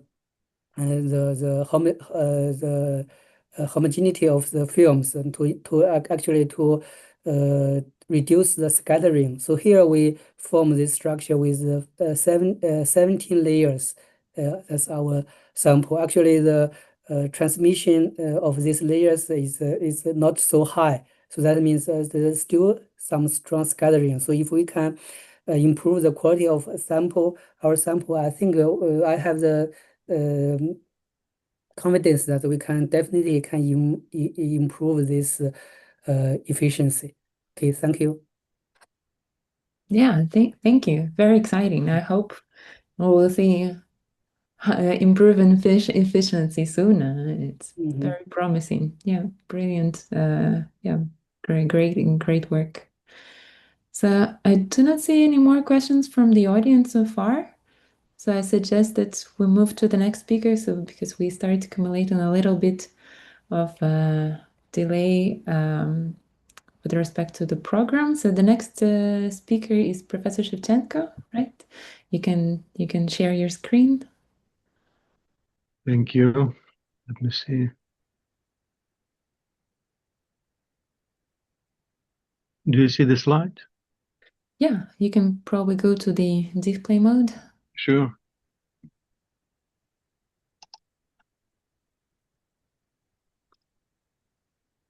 Great. Right. So first of all, thank you very much for inviting me to the conference. My talk is about optical metasurfaces at high order resonances. And let me start with showing some pictures of Helsinki. You see them on the left-hand side. And this is our central railway station with the Ukrainian flag, to show our full support to Ukraine. And our campus is located over here on the map, very close to the center of Helsinki, 15 minutes by metro. And I have some pictures of our campus, and the group premises are in a Micronova building somewhere there behind those trees. Here is the outline of my talk. So I will start with briefly describing high-order multipoles and propagation modes in metamaterials and metasurfaces. Then I'll give an introduction to the classical multipole expansion and introduce a scattering current expansion that we have proposed. Then I'll show you a design of a bifacial dipole quadruple metasurface, discuss near-field enhancement by metal dimers and trimers at high-order resonances, and then near-field enhancement in metasurfaces at high-order resonances. Then I'll show our results on loss cancellation and bound states in the continuum in a plasmonic metasurface. And finally, a spatial filtering of light with a non-local, non-Hermitian metasurface. And finally, I'll summarize our results. So let me start with a brief explanation of why electromagnetic multipoles are important. For example, in natural materials, the structural units are atoms and molecules, and they are much smaller than the wavelength, which means that only electric dipoles can be excited in them. And this means that we have only 1 degree of freedom to tune the optical parameters of the material. Therefore, only one parameter, it can be the dielectric constant on the electric permittivity or the refractive index, is enough. So one parameter is enough. And you can read in the book Electrodynamics of Continuous Media by Landau and Lifshitz the following phrase: there is no meaning in using the magnetic susceptibility from optical frequencies onward, and in discussing such phenomena, we must put mu equal to 1. And in metamaterials and metasurfaces, the structural units are bigger, but they're still smaller or maybe equal sometimes to the wavelength. And this allows the magnetic dipoles to be excited as well. And only this makes doubles the degrees of freedom in tuning the parameters of the structure. So 2 or more degrees of freedom can be obtained if you have more than just one multipole, just electric dipole. So for example, with magnetic dipoles, we have 2 degrees of freedom, and what we can achieve, we have 2 parameters. First of all, it can be, you can use epsilon and mu. Mu is the magnetic permeability, or you can use the refractive index and impedance. So just the refractive index is not enough. And this allows you to achieve zero reflectivity for an interface between 2 materials with different refractive indices, if the materials are matched in the value of the impedance. Then you can achieve the negative refraction, where the refractive index is smaller than 0. That allows you to create an imaging system with an unlimited resolution. And then you can introduce spatial dispersion to the material and enhance anisotropy that can be used, for example, to create an optical cloaking device. In this picture, you can see a wave propagated in a negative index material where the wave vector points in the opposite direction with respect to the Poynting vector. And here you can see what happens to a light ray entering a negative index material. So the angle of refraction is negative in this case. Now also propagating modes can be of different orders. In metamaterials, usually the period of the structure is smaller than the wavelength, and the material is seen as homogeneous by light. And the modes are the fundamental block modes of the structure. If the wavelength of the mode approaches the periodicity of the structure, the field approaches the band gap, and this can be used to modify the phase velocity and the group velocity, meaning that you modify the phase index and the group index of the material. And for optical metasurfaces, you have a little bit different principles, and because in this talk I will speak about non-local metasurfaces, I will discuss non-local metasurfaces in this slide. And non-local metasurface is such that the incident light can be coupled to optical waves that propagate along the surface.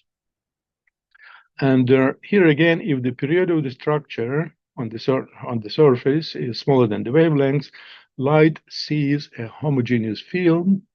But in principle, if you know that in order to confine the surface waves better, people usually use some sort of slab waveguides like this. And if the thickness of the slab waveguide is smaller than the wavelengths, then the modes are just the fundamental modes of the slab. Then if the periodicity in the horizontal plane is equal to the wavelengths of the mode that can propagate along the surface, we obtain also surface lattice resonances and guided mode resonances that can be used to tune the properties of a metasurface. But the message here is that that I think that using high-order multiple excitations beyond the electric and magnetic dipoles and higher order or more complex, let's say, modes in the metamedia, we should get some more degrees of freedom for light manipulation, and that can lead to discovering new optical phenomena. So let me remind you what are classical multipoles. So the classical multipoles are point sources of orthogonal spherical harmonics. Therefore, in order to know what multipoles are excited in your nanoscatterer, let's say, you expand the scattered electric and magnetic fields. And in the expansion, you have the expansion. Those are the spherical harmonics, which are orthogonal. And in the those expansion coefficients, A sub E and A sub M, are the quantities that are proportional to the electric and magnetic multiple moments. And here you can see some scattered fields or spherical harmonics produced by the electric dipole, a magnetic dipole, and an electric quadrupole. So they are orthogonal to each other.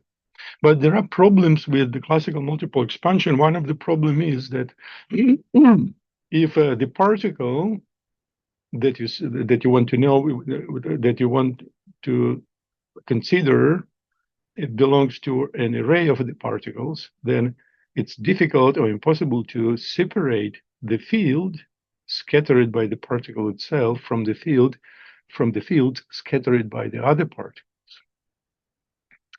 And in addition to that, the toroidal multipoles are hidden in the classical multiple expansion because the fields of the toroidal multipoles are the same as the fields of corresponding conventional multipoles. For example, this is a toroidal dipole, and it generates the field that is completely the same as the field of a dipole. So in your expansion, you will just see a dipole. You will not see any toroidal dipole. And also the anipoles will not be seen because anipoles do not produce any radiation. And this is an example of an anipole composed of 3 orthogonal electric quadruples. So the solution to the problem can be like in using the so-called scattered current multiple expansion that we have proposed some time ago. So what you do, you define a scattering current density, J, that is given by this expression. So it's proportional to the electric field multiplied with the dielectric constant as a function of the coordinate minus the dielectric constant of the surrounding medium. So you can see that the expression in the squared brackets is equal to 0 outside the scatterer. And also only inside the scatterer, J is not equal to 0. And this current includes also the displacement current. So the particle is not necessary, should not be, so it doesn't mean that the particle should be a metal particle. It can be a whatever particle. So this is a quite absolutely general expression for the scattering current density. And then you can use these two integrals where you integrate the distribution of the scattering current density multiplied with certain functions, vector functions n and m. The explicit expressions for these two functions can be found in this paper that we have published some time ago. So now we deal only with the currents in the particles, so we don't care which fields excite the currents. And then, therefore, we can say that these expansion coefficients, they indeed describe the excitations inside the particle.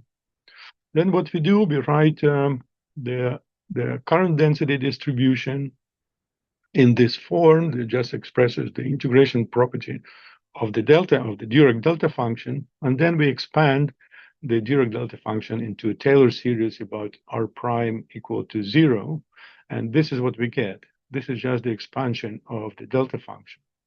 You can see the derivatives, the spatial derivatives of the delta function. The delta function is a three-dimensional delta function there. So, and the coefficients there are our scattering current multiple moments that are described by this equation. So L is the order of the multiple. For example, for a dipole, L is equal to 1. For a quadruple, L is equal to 2, and so on. V is the direction of the current density, because we have, we expand each vector component of the current density separately here. And then A and B are the coefficients that show how many times, what is the order of the derivative if in each of the term with respect to x and y. So this is the expression for the multiple moment, and it can have the same order but different coefficients a and b. So together they form a tensor that we call the scattering current multiple tensor that is given by this expression. So here inside the integral, we have just the outer product of current density with the L-1 coordinate vectors. So we see that the rank of the tensor is equal to L because we have an outer product of L vectors. And our tensor includes toroidal and non-radiating multiples too. Then let me describe in more detail our scattering current multiples in spite of the fact that the expression can look kind of difficult to understand, but the multiples themselves are very simple. Here we have a dipole. This is the red arrow is the current. It can be like replace it with a current element, with a point current element. And the dipole, the multiple moment is m1 x00 because it's directed along the x-axis there. Then those are quadruples. So each quadruple is can be obtained by splitting a dipole into two and flipping the second one, and then you get a quadruple. And you can do the splitting along the x-axis. Therefore, the coefficient A is equal to 1. Or if you do this along the y-axis, then the second coefficient will be equal to 1. And the first vector shows you the direction of the current. And there, the current is directed along the x-axis. Here, the current is directed along the y-axis, so we have y there. But the splitting happens along the x-axis, so the first parameter is equal to 1. And then we continue splitting. We can split each quadruple into two and shift them with respect to each other and flip the arrows in one of the quadruples, and you obtain octuples. So those are different octuple configurations. So the order L is now equal to 3 for all of the octuples. Then the first parameter shows you the direction of the current, and the second parameter shows you how many times you split the dipole moment in the x direction, and the third parameter shows how many times you split the dipole in the y direction. So, for example, this octuple is written as M3Z11 because we split in the y direction and the y direction in the x direction. So the current multipoles, you can see that they are not divided. Our scattering current multipoles are not divided into electric and magnetic multipoles. We don't have them. We would just have dipoles, quadruples, octuples, hexadecapoles, and so on. But all the classical multipoles, including magnetic and electric multipoles, can be obtained by superimposing our multipoles. For example, if you add two quadruples with different orientations to each other, we obtain a magnetic dipole. But then if we shift the second quadruple by pi, by phase shift pi, so which is equivalent to putting minus there, then we get a classical electric quadruple. And just from the complexity of the current oscillations, of the current configurations, you immediately see that the magnetic dipoles are of the same order as the electric quadruples, if you deal with classical currents.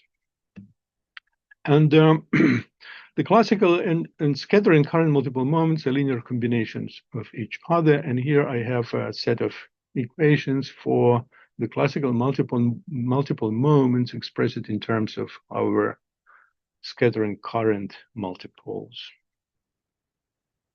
Then speaking about our expansion includes the anipoles and toroidal dipoles. For example, speaking about fundamental anipoles, which look like this two. The first is a quadruple anipole composed of orthogonal quadruples. They all oscillate, right, like this, and this oscillation of charge does not produce any propagating field outside, so only the near field can be not equal to 0. Then you can combine two of those and obtain the second order anipole composed of two quadruple anipoles. But if you look at the excitations, you see that this anipole is composed of 3 octuples. Then you can do as conventionally people do in order to produce an anipole. They take a toroidal dipole and add a dipole that produces the same field but oscillating out of phase with the first one to eliminate the field. But in our expansion, the toroidal dipole is just a combination of 4 octuples. And you can see that this makes sense because the structure is complex. It's not a dipole, but it is as complex as a quadruple. So this is what we get. Then you can easily, for example, you take this toroidal dipole and remove the second order anipole, fundamental anipole from it, and you obtain this structure. So this structure produces the same field as an electric dipole. And you can use this structure and add another dipole that oscillates out of phase, that produces an out of phase field, and you obtain another anipole. So if you're interested in in constructing nanopoles like this, you can read this paper. So we have applied our theory to construct some interesting structures to manipulate optical fields. And this is one example of such a structure. It's a bifacial metasurface with quadruple optical response. By bifacial, we mean that the optical response depends on the illumination direction. So the structure, the metasurface is composed of gold disc dimers oriented like this. And in this structural units, only the electric dipoles and current quadruples are excitable. The other multipoles are negligibly small. And in such a case, when you have the dipoles and quadruples, you can write the expressions for the reflection and transmission coefficients of the metasurface in terms of the dipole and quadruple.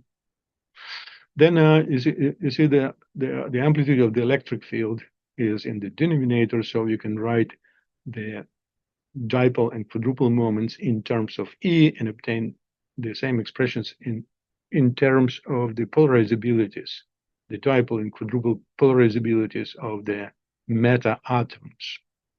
And now you can see that in principle, you can design the structure such that the expression in the brackets is equal to 0, and you eliminate the reflection by tuning the quadruples with the dipoles.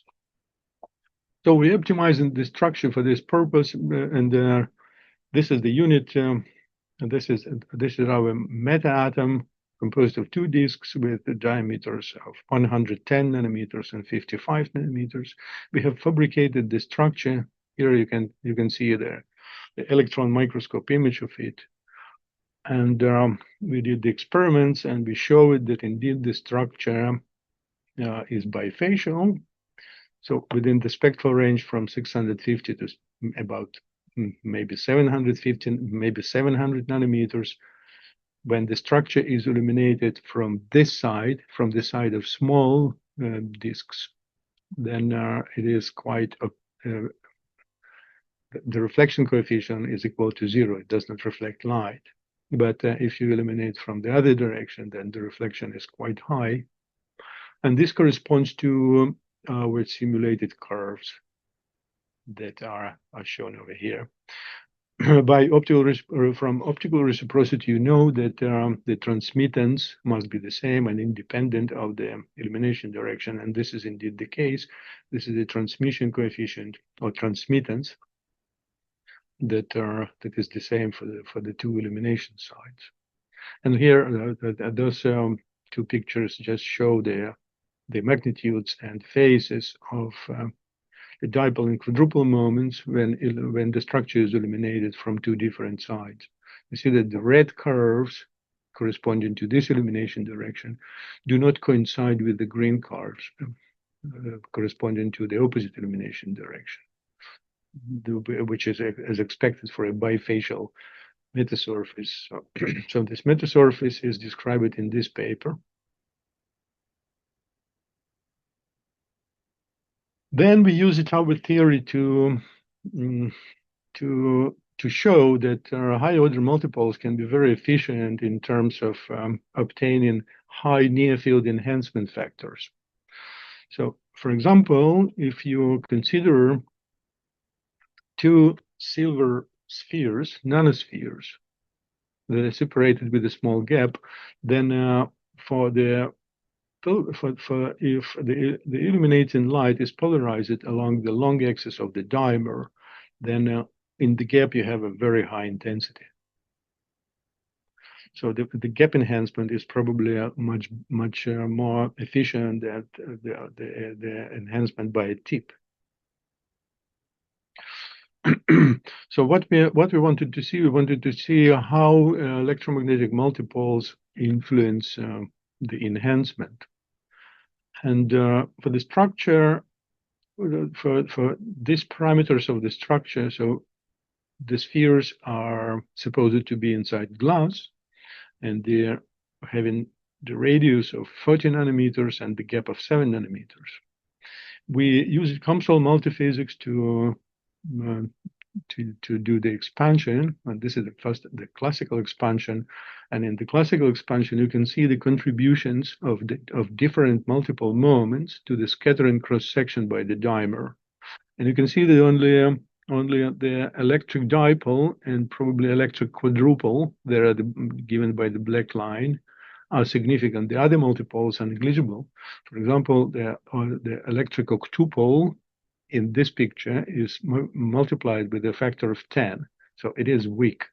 And we know that for nanoparticles, high-order multipoles are negligible in view of the scattering. So their contribution to the scattering cross-section is very low. But then we simulated with COMSOL multiphysics the enhancement factor there as a function of the wavelength, and we notice that the dipole moment is not as efficient in view of the near-field enhancement than the octupole moment, that is OXXX. This is of this shape. So the octupole turned out to be very efficient, and we wanted to calculate the average electric current density. And from our multiple expansion of the current, we see that in the presence of the electric dipoles and octupoles, you have the current depends on the effective size of the structure. And we obtained the electric current density that fits the enhancement factor, and then we were able to extract the contributions of the dipole and the octupole separately to the enhancement of the field. And you can see that at this wavelength of this higher peak, the octupole contribution is much larger. And then when we calculated the current density distributions we saw, you can immediately see that this excitation is an octupole excitation, because the currents in the middle of the structure are directed in the opposite direction to the currents at the edges. And at this wavelength of the dipole excitation, of course, you have a normal electric dipole. So how to explain why the octupoles are so efficient? The explanation is that the octupoles are dark, much darker than the dipoles, because you have mutually opposite electric currents in the same excitation. They compensate for the fields of each other. So they are darker, which means that the photons are confined better in the structure, so you don't lose the photons, and you can get a higher intensity enhancement there. This paper is this structure is described in this paper. If you want, you can read the paper. Then we wanted to, with some ideas of how to use high-order multipoles to get a better near-field enhancement, we decided to try to construct a structure where the dipole, that is the brightest excitation, is suppressed, and we have a quadruple and an octupole. So why we still need something like a dipole, a mixture of a dipole and a quadruple, because the octupole is not directly excitable at normal incidence in this case. So this is a structure where the dipole excitation is suppressed by the quadruple and octuple excitations are strong, and we wanted to obtain a high near field, a high enhancement in the gap between the two upper disks. And we compare it with just two disks without the third one. And the scattering cross-section, the contributions of the multiples of the scattering cross-sections for the dimer and the trimer are shown in these two pictures. So you can see that for the case of a dimer, you'll have mostly everywhere the dipole excitation and little octupole excitation there at 700 nanometers. But for a trimer, you have a very strong magnetic dipole there, and electric quadruple. And and you see this as some sort of suppression of the dipole, because the dipole moment is described by the blue line. So then when you calculate the intensity enhancement for the dimer, you see an octupole here, to some extent more or less significant, but not as significant as the dipole. But for the trimer, we have an additional peak. So this octuple peak is the same as this, roughly speaking, a little bit better. But the additional peak there, where quadruples facilitate the excitation of the octuple, we have a very large peak that is an order of magnitude larger. This paper describes our studies. Then we wanted to see what happens with high order multiples if the particles form metasurface, a periodic metasurface. And with periodic metasurface, I will not go into details because I don't have much time anymore. But so we introduced the polarizabilities, the dipole polarizabilities, and the quadruple and the octuple polarizabilities, and we have calculated them numerically, and then we used these polarizabilities in our analytical equations for that allowing you to calculate the effective polarizabilities due to the multiple scattering by other particles in the lattice. And what we have found is that when the period of the lattice decreases, the dipole polarizability disappears, it goes to zero, but the octuple polarizability diverges, which means that octuples are much better if you want to obtain a metasurface with the highest possible density of hotspots. And this is an enhancement that we have achieved. And then we added also, that here we have just lattice resonances coupled to the plasmon resonances, but here we have not only lattice resonance, we also have a slab waveguide beneath the structure. So we have excited modes propagating along the surface, and this allowed us to obtain much higher intensity enhancement by actually 2 orders of magnitude. It's 3.3 times 10 to 5, and this is very, very nice because the source enhancement factor already reaches the level of 10 to 11. SERS stands for surface enhancement Raman scattering. But so this is how we connected other properties in order to get a better enhancement. And then I want to show two more metasurfaces. And one metasurface is very interesting because it is composed of gold cubes, and we all know that gold is an absorbing material, so it cannot be lossless. But we managed to create a metasurface that is lossless. And in order to explain how it goes, we have a toy model explaining our observations. And the toy model is if you just consider 3 harmonic oscillators, 1 is lossy and 2 lossless. But the lossless oscillators are not coupled to each other, but they couple to each other only through the lossy resonator.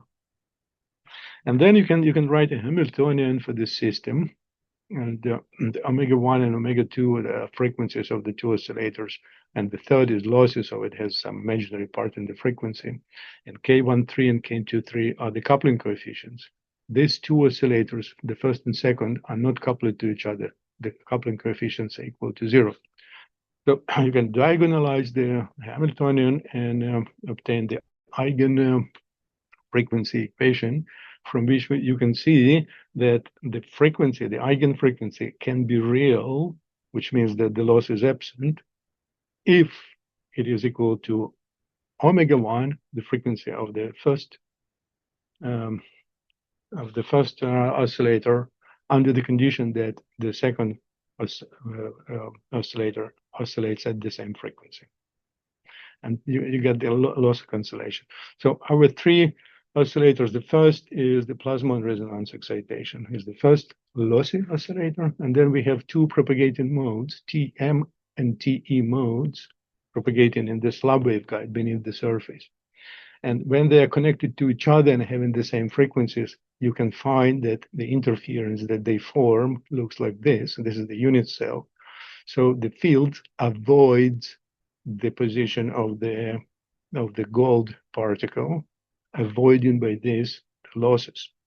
And we achieve it the Q factor of almost 10 to 7, which can be considered to be infinite for a plasmonic structure. And you can see them in this, and it's a bound state in the continuum actually, because this isolated quite well from the surrounding plane waves, even though the plane waves exist there that are matched with our BSC in both frequency and the momentum.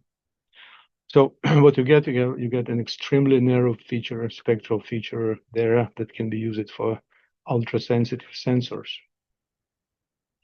And the final metamaterial metasurface allows you to spatially filter optical beams. You all know that there are like an ordinary spatial filter is composed of two lenses, two microscope objectives usually, and a pinhole there.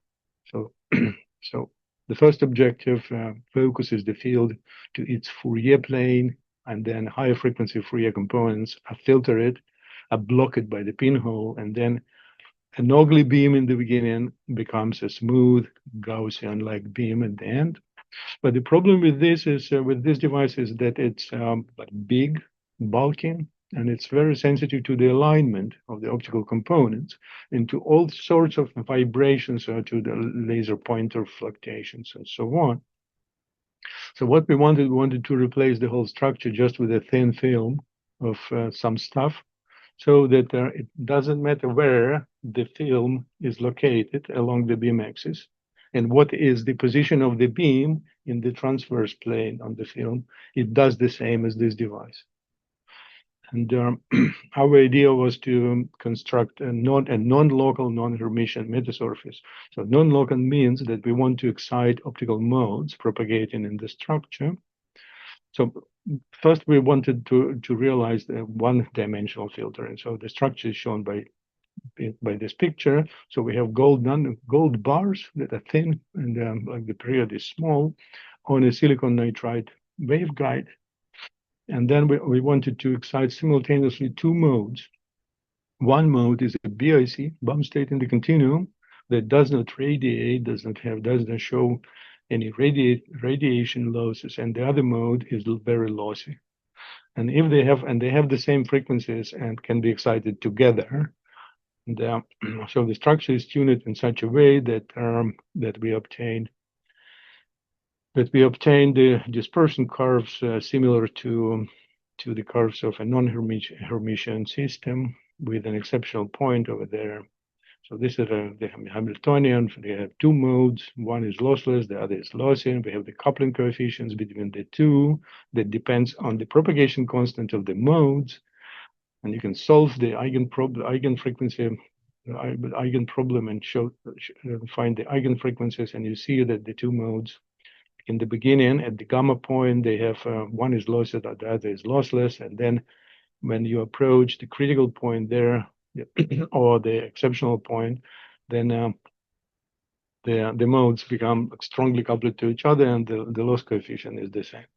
But anyway, this is a very sharp change in the properties of the material that can be used to make our filter. We wanted a very sharp change in the transmittance. So we designed the material such that for optical plane waves that with the propagation angle smaller than 1 degree, the structure is highly transmissive, and then it is opaque for the larger incidence angles. And then, in order to make possible to spatial filter optical beams, we need two one-dimensional filters and a half wave plate between them in order to rotate the polarization, because the structure is optimized only for one polarization, for TM polarization. So you filter in one direction, then flip, then rotate the polarization and use our north at the same metasurface that is turned by 90 degrees to filter the other in the other direction. So this is the total angular spectrum of our filter. And then we showed that we can use some multimode laser with this transverse profile transmitted by the system, and we obtain a good-looking optical beam. So this structure is published in this paper in Physical Review of Light in this year. I will not go through the summary because I already spent more than I was allowed to spend more time. I just want to show you our guys and the main contributors to the work that I have described to you as Sagar Sehravat, Radoslav Kolkovsky, who are you by me? I have a little bit more hairs, and Biao Chen. Thank you very much for your attention. Yeah, thank you for your presentation. Very impressive work, and very, very rich and very diverse. Thank you. Do we have questions, comments from the audience before the coffee break?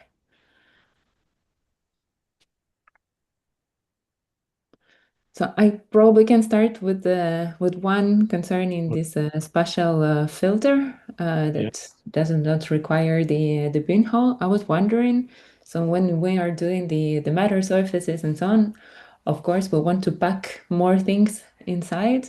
So I was wondering, was this technology compatible with encoding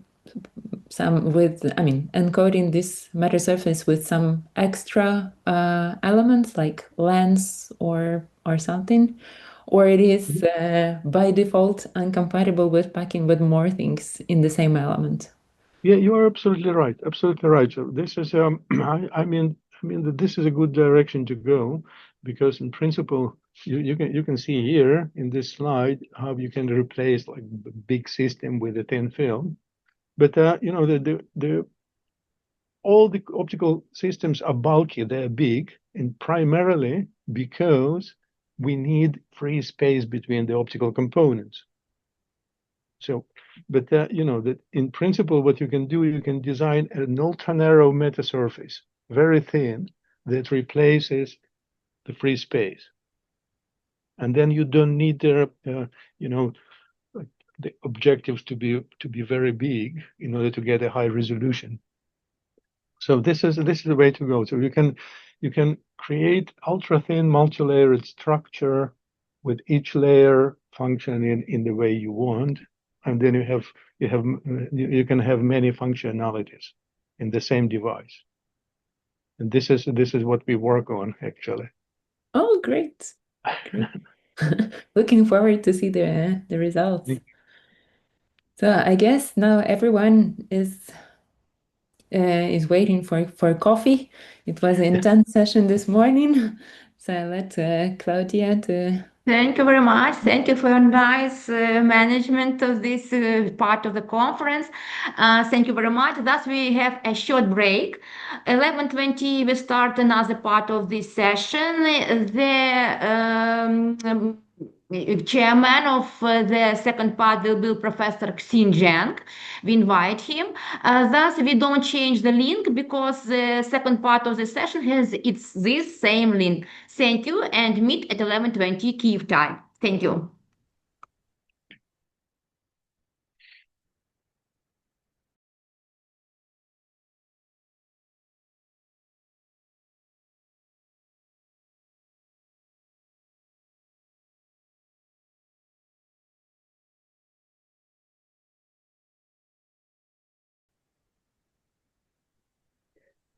So it's almost the time. I think it's the audience is not so many audiences are still in the coffee break.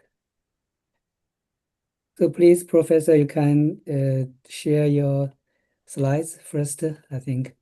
Yes, I will do.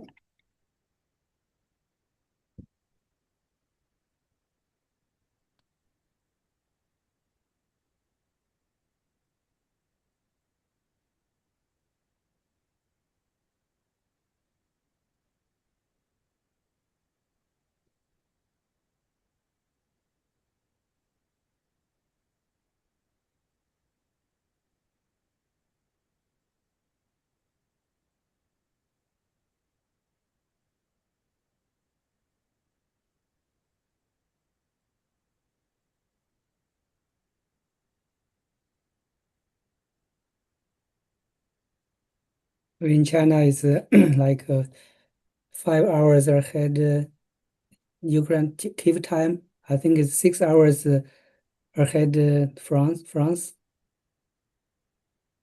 We have 10:20 now. So 10:20. So we are now is 16:20. Yeah. Do you see the screen? Yeah. Very clear.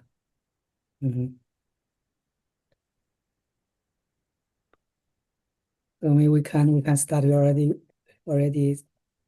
So this session, the first speaker is Professor Cimano Montemezzani from University of Leuven. So let's welcome his lecture.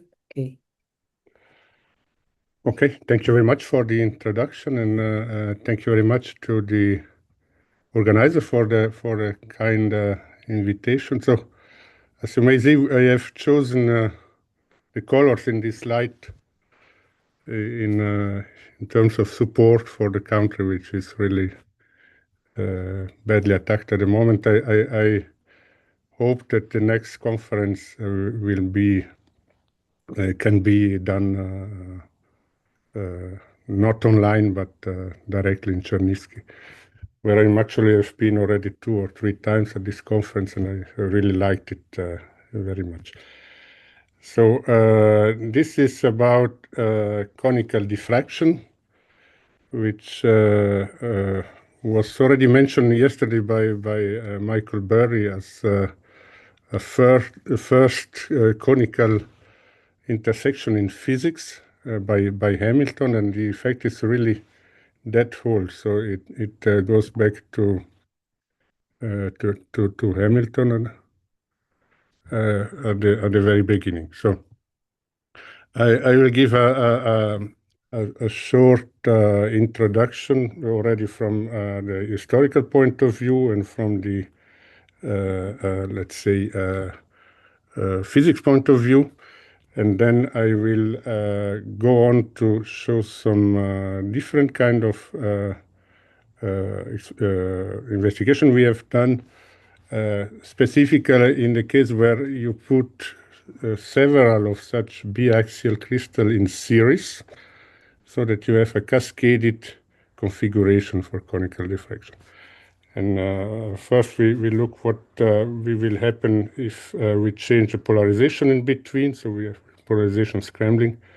And then even more interesting, the case where we can get some structure which lose the intrinsic circular symmetry, and by making some manipulation with vector space. And then I will speak a bit about path interference, which allows at some places and in some cases in wool rings to get some polarization which are different than the usual linear one in this kind of structure. And in terms, we want to go towards putting this kind of crystalline cavities, and we will look how we can unfold the situation to be able to treat a cavity situation like it would be like a normal cascade. And then at the end I will summarize. So it goes back, as I said, a long time ago. So this is the first report about conical refraction by Hamilton, and there have been many people that have worked on that phenomenon since then. You have some very famous names here. Lloyd made experiments after the proposal by Hamilton soon later, and then what you also have is some kind of dark ring, which is called a Poggendorff ring. It was partially explained by Voigt already at the beginning of last century. Raman made some work, and more recently, Michael Berry made a very useful reformulation of a diffraction theory in the paraxial regime that actually more or less relaunched the field. So that there has been some renewed interest in the last about 20 years or so. This is due on one hand due to the better theoretical understanding, to the new configuration we not studied before, like this cascaded configuration that we will see also today, and also to the fact that you can go towards different application in modern photonics. This is an example for trapping. So what you have here is actually like a bottle beam, which is where light is actually caging a certain region of space. And if you use blue tuned light, you can use this to trap either neutral atoms or BEC, like done in this work where this position is optically reported inside the vacuum chamber. Then you can do metrology, polarization metrology with such crystal in two arms of such a configuration. You can do use this to code information, so make a so-called polarization multiplexing using different polarization states in this kind of beams, as shown by Turpin and a co-worker. You can use this for super resolution. This is a commercial product which is based on conical diffraction. And what you can also do is put this in laser cavities, and then you have some specific lasers. So if your material is also active with specific polarization spatial profiles, or in connection which is a bit more closer to this conference, these are also some implication for singular optics and spin orbit coupling of optical waves. So, and this starting getting a bit old, but there is a very nice review by Turpin and a co-worker in Spain that gave basically all the work in this century up to 2016. Now let's see a bit the basis of this, because this phenomenon might not be extremely familiar to everybody. So this is very familiar to everybody. This is the relative direction of the different vectors in an isotropic optical material. What is important for us here is that these four vectors, D, E, K, and S, are all in the same plane. And now, if you have a general direction for your wave vector in such a biaxial crystal where this ellipsoid has three different values of the refractive indices here, you can find the two eigenpolarization, the two direction of the polarization of the eigenwave by taking this direction of K, taking a plane which is perpendicular to it, and then you get from the ellipsoid, you get an ellipse, and the two main axes of this ellipse gives the two direction of polarization. But there is an exception. This exception is when you choose such a direction here, which is called the optic axis, where this ellipse becomes a circle. And then, of course, you can no longer decide which are your polarization direction D. So this is degenerate, and in that situation is the situation where you have conical diffraction. So the polarization is no longer specified, and so you can have all of them, and each one of them will be related to a certain direction of the pointing vector. And one can show that this direction lie on a cone. And to show this, I just show you this this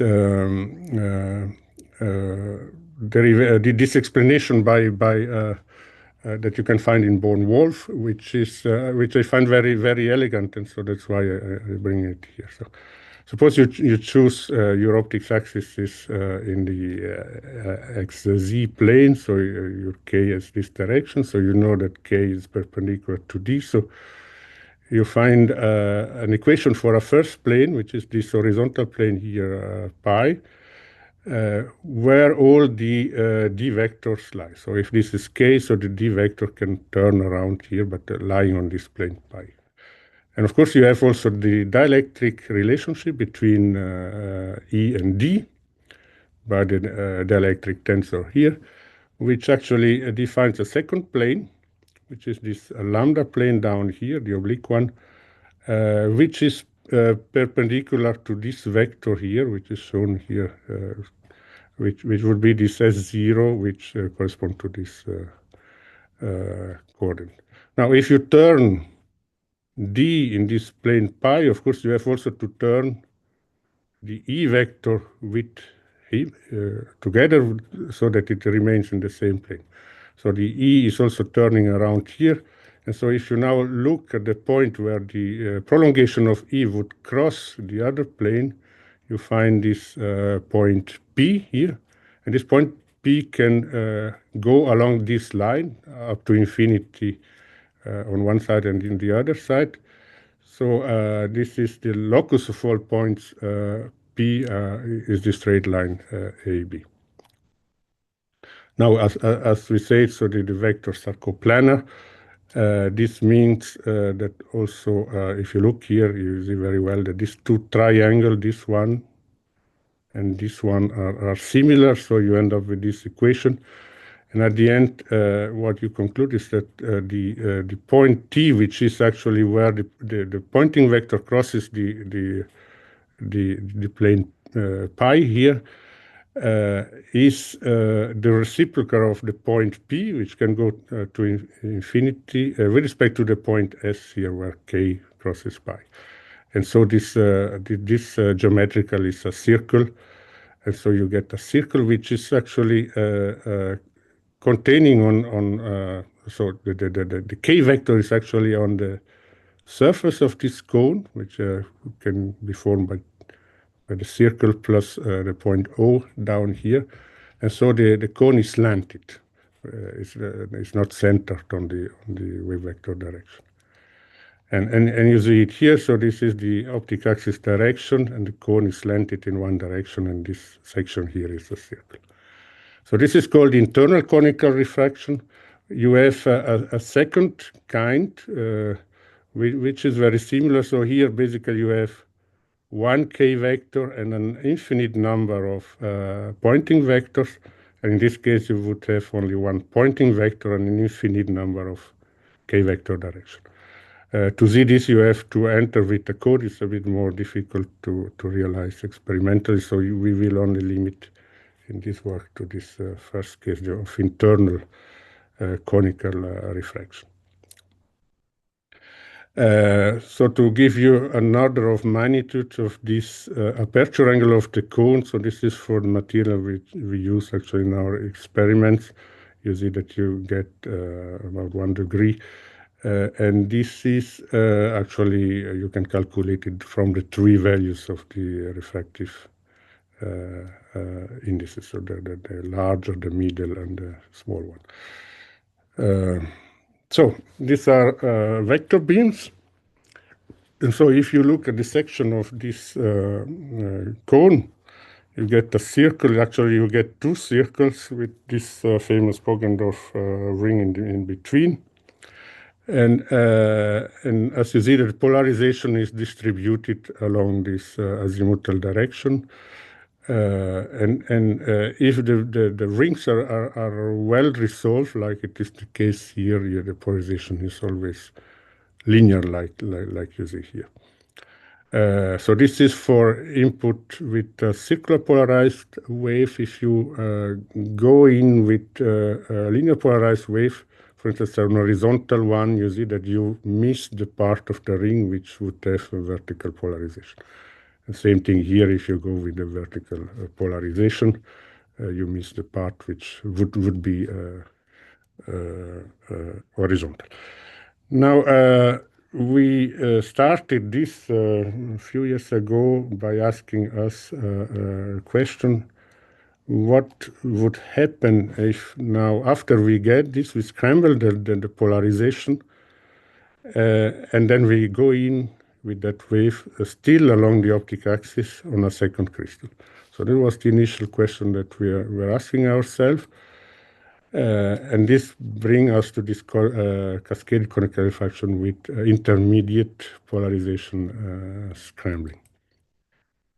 And we saw relatively soon that actually part of this problem was already addressed, meaning that if you leave out the scrambling of the polarization, what would happen if you put more than one crystal in cascade was treated experimentally and especially theoretically by Michael Berry. This is an extract of the paper of Berry, but I will not go in detail to that and tell you just the essential results. So if you have capital N crystal, you get as a result 2 to the power of n minus 1 concentric cones, which has a specific, so the rings which are associated to this specific radii, which are given by this formula, where these are normalized already, and this value ρ1, ρ2, ρn are the radii that you would get if you make the experiment only with the specific corresponding crystal, the first, the second, the end. Then the intensity associated to each circle, to each cone, can be calculated as a function of the relative crystal orientation. I will say in a moment what I mean by crystal orientation. And then, of course, this is a diffraction theory. Diffraction is essential, and that's why actually I use the word diffraction here rather than refraction, which is the older name for the phenomenon.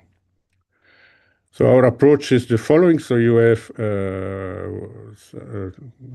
this number of crystal, and then you put in between some polarization changing element described by a specific Jones matrix, and then you look at. So this beam needs to be a bit focalized. And in the focal plane of this beam is there where you resolve the pattern at best, and there you look what's happening. Now, if you just look at one crystal where the indicatrix is slanted a bit like this, so this is the Z direction of the optic axis. What happens is that actually the pointing vectors are deviated in one direction, they're slanted in one direction, and this slanting direction we can define as a vector gamma here. And if we change the direction of the vector gamma, we can still do while keeping the propagation direction along the optic axis. We have this free rotation parameter, and this is the orientation of the crystal that we were just speaking about. So this described by this angle gamma 2 and so on. And so now theoretically one can analyze the stuff, which is a kind of modification of Berry's theory. So you enter with your input field that you describe in Fourier space by the transverse k vector and the azimuth. And then you apply, if you want, this matrix here, describe all the physics of the effect. It's kind of transfer matrix, and then you do inverse Fourier transform to get the d vector in the spatial domain expressed here in cylindrical coordinate. And this matrix here, so these are the U1, U2, and UN are the unitary matrices describing the effect of each of the biaxial crystals, and then you have intercalated these Jones matrices describing the change in polarization that you are doing. So basically, this matrices here tells you how the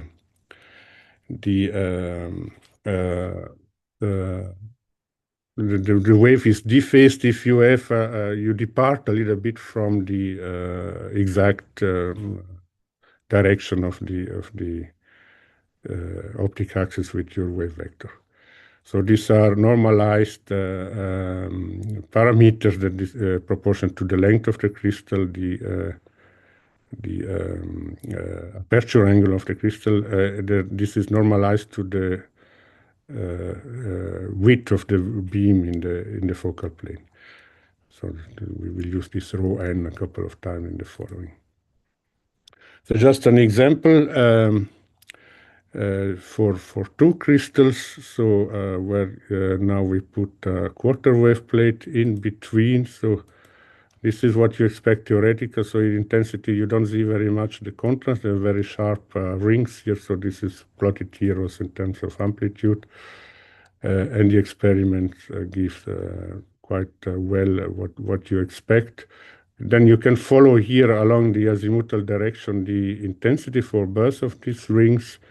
This is what you expect theoretically and what we measure experimentally. So this is based on a semi-analytical solution of the integral that you have seen before, so which I will not go into much detail. So the polarization for such kind of structure is as such. So you have linear polarization outside and also inside in the internal ring, and you see that if you cross the ring, you always have opposite orthogonal polarization, and the same thing if you go from one ring to the other. So and that's quite general for this kind of thing. Another interesting thing with this is that you can actually by the intermediate element revive some rings that would be silent. For instance, if you have now the two crystals oriented the same way, so gamma 1 equals 0, gamma 2 equals 0, you can easily show that in that case, you instead of having two rings, you have only one double ring. Yeah, this is an experiment in theory. And now you put something in between, in our case here, the lambda quarter plate. And you see that suddenly you see this internal structure. And so this is interesting because this is something you can do electro-optically very fast, and so you can reconfigure such structure very fast at essentially a gigahertz speed if you want.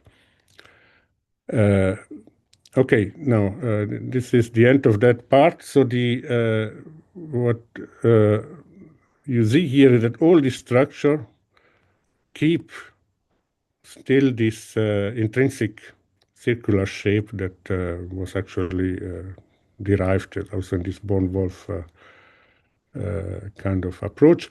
This is another case which is very interesting because there was here a lens in between, in addition, in between the two crystals, which actually allowed to simulate the case where you would change the length of one of the crystal, but still you conserve this circular symmetry. So a few years later, we came back to that problem and with Waqar Iqbal, the PhD student that actually what followed now is actually most of it matter of his PhD thesis. And we were asking ourselves, can we break this circular symmetry? And our approach, but the answer is yes, of course, otherwise I would not ask the answer. Our approach was to manipulate, instead of manipulation, polarization between crystals to manipulate wave vectors. And this is how it is done. So you have your laser, which is focused to some plane here. And you have these two crystals. So these two crystals, they are aligned along the optic axis. And then in between we put a pair of crossed cylindrical lenses in such a way that for each direction we actually image that plane into that plane. So this is the first, what we call focal image plane, and this is the second focal image plane. And you can do it if you choose, of course, the focal length and the position of the lenses appropriately. So we had these are two conjugate planes, but with different magnification for X and Y. And then we look what we observe here by imaging by observation lens to the CCD. And so my PhD student went to the lab and came back with such kind of images, structures. So at first I was not believing that this could be true, but it was very, very good. So it was not an error of alignment on anything. It was really the structure you get is this kind of thing. I see here you see some others. And then we made the theory, and we can really reproduce this structure very well. And you see that that's very far from being a circular structure. Now, this kind of structure we call convex concave, because if you stay in the middle, you would see the first structure being convex and the external one being concave. These other also are convex concave, with the exception of this one, which is concave concave, which is actually the usual case you would expect from for a conical diffraction cascade.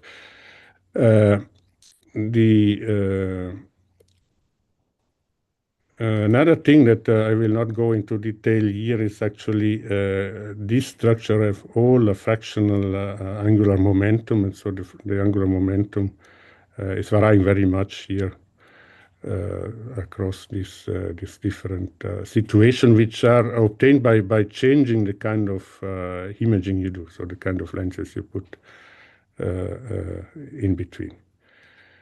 Now, how this is simulated, so what you have to do is to, so you have this product of two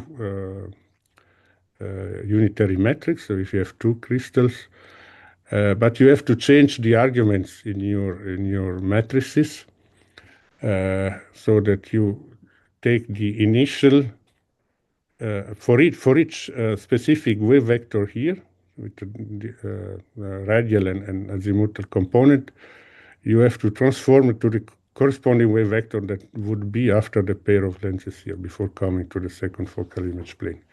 And this is, of course, a function of this magnification that you have in these two directions, and can be seen a bit better in transverse plane. So if you have this initial wave vector here,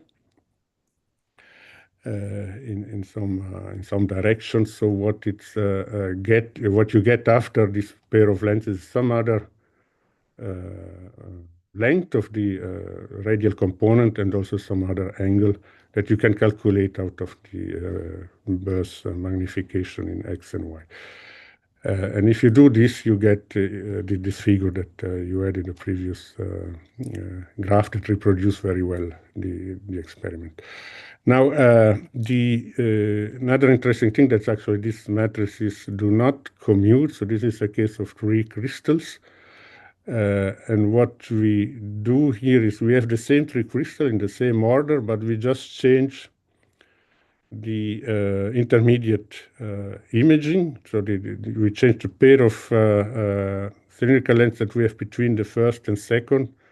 In this case, we put for that case between the second and third, and vice versa. And you see that you get very, very different structures that also can cross each other. So for two crystals, you cannot have crossing, but for three and more crystals, you can always crossing of the structures, like this planetary-like one or this one. And now at this crossing point, there is something interesting happening because there you have basically two structures. We call them structure that interfere. So we call them path interference, and this has an interesting effect on the polarization. These are two other such structures. So this is like a Malta cross-like in between and two ovals on the outside. And you see that there you have some interfering points, some point where the structure goes over each other. And this is another one. So you have one structure here, another structure, which is this one, and as you have these two ovals here on the outside. And what I have here is just to respect the form of the structure. We decided to plot this, let's say, the polarization state in some strange representation, which are color code. So we have on one side the orientation of the local polarization ellipse. So if you have linear polarization, this is just the direction of linear polarization. This is given here in color code. But more interesting is this one, which is the phase shift between the dy and the x components of the output field. And so if this phase shift is not 0 or 180 degrees, then you have some elliptical polarization.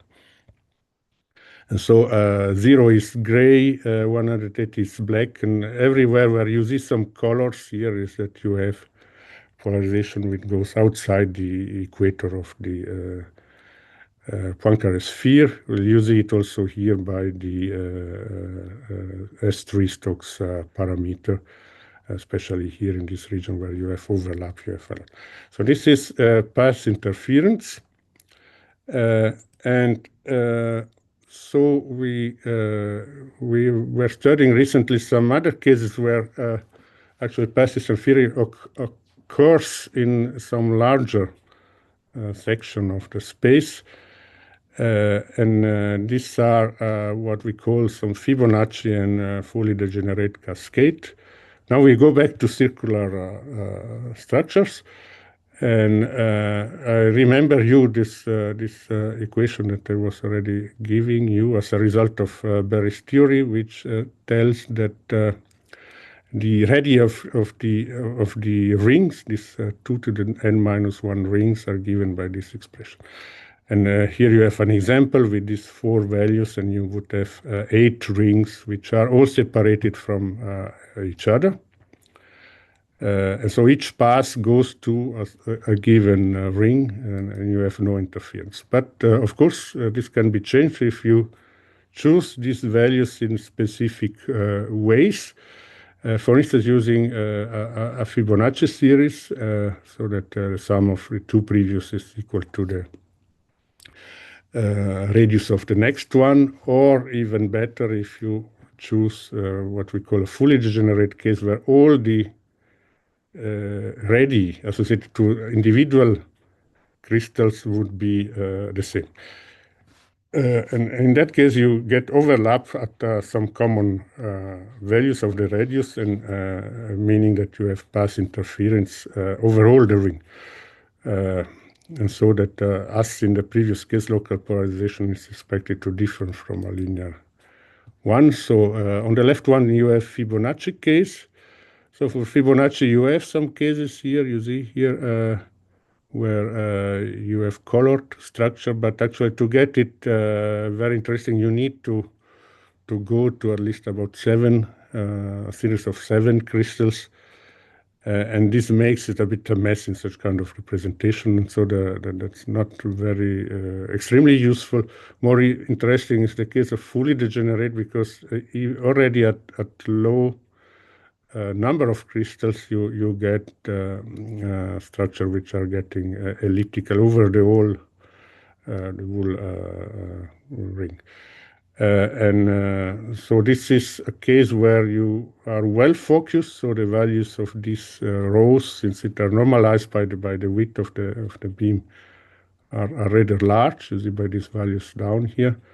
And this is a case where you are not well focused, let's say, your input beam. You have low rho values, and then the rings more or less start to collide to each other. And again, you see that you have quite some region here. Of course, you can also represent in a more standard way with the polarization ellipse overlapped over the structure. So this is about path interference, and as the last point, I want to mention how you would treat the stuff if you go into some put such crystal in some kind of ring cavity, for instance. We started by just looking at the simple case, which is a semi-cavity, just a retroreflector closing the semi-cavity, and so you have a double pass through a single crystal. So going to cavity will in principle allow you to make infinitely long cavity if you have a cascade, if you have a ring cavity. Here we have only two passes, so we come with the beam, the focal length, focusing length here, and you get the first focal plane here, and then you get a retroreflector, might be a simple mirror or a couple of mirrors at 90 degrees or a prism or other things. Important is that you come back exactly in opposite direction, and then what you may also add is some lenses here or some polarization filter. If you have a lens, you will create a second focal image plane here, and then this CCD camera by the imaging lens will look either at this plane or at this plane, depending on what you have here. And to treat this, you can unfold the situation. So on the left, you have the simple mirror case, on the right, the double mirror case. So what happens is that if you propagate like this is the direction of indicatrix. The S vector is always, sorry, this is too fast, but are always slanted in direction of the where you have the major axis of the indicatrix. So in this case, towards downstairs here. So the gamma is going downstairs if you go to the right. But if you go to the right, you see that the slanting would be upwards, because the major direction of the indicator in that case is here. And so for the backward direction, this gamma vector would be like this. And now you just unfold the situation. You take the crystal as you see in the backward direction, and you unfold on the other side, and you get this kind of cascade with the gamma here to the down and the other upwards. For a double mirror, we need two unfoldings. So we have a first unfolding and then a second unfolding. And if you compare the two cases, you see that they are different. Here you have what we call anti-parallel crystal, and here we have parallel crystal. And so you expect to get different results for the two cases. And that's what we get. So on black is the experiment, on blue the calculation. So for flat mirror, you just reproduce the incoming beam in a way, and for double mirror, you have the external ring. Also, you can have a lens which changes again the situation, or you can get some more complicated retroreflector like here that you have this kind of structure. And then you can put also polarization filtering to polarize in different direction. You see that the experiment and calculation corresponds very well. So we are able to we have the tools now to go towards these more complicated cavities for this situation. Just summarizing very quickly, so we have seen what's happening with polarization, scrambling, very peculiar structure that you get, which are non-circular one if we do wave vector space manipulation between the crystal and the cascades. we have seen that these crossing points are interesting for path interference, and one can get them even more easily with the Fibonacci on fully degenerate cascade, and then this unfolding technique for semi-cavities. And with that, thank you very much for your attention. Thank you very much.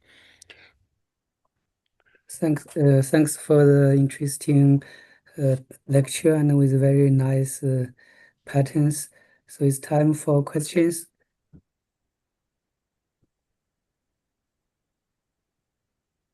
For the audience, do we have some questions for Professor?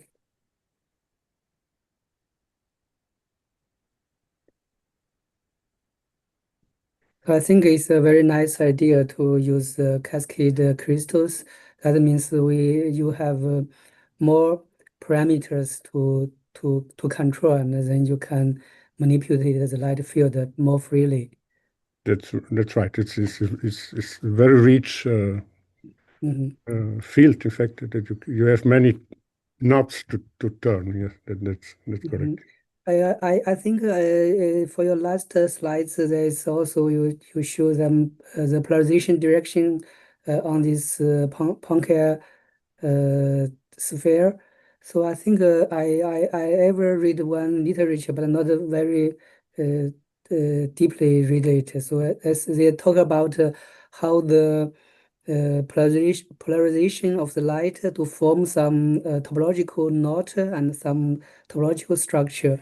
So do your research also involve this topological patterns of this? No, we don't go towards topological, but what I can say is that actually what you can also get is a full Poincare beam if you let the stuff propagate.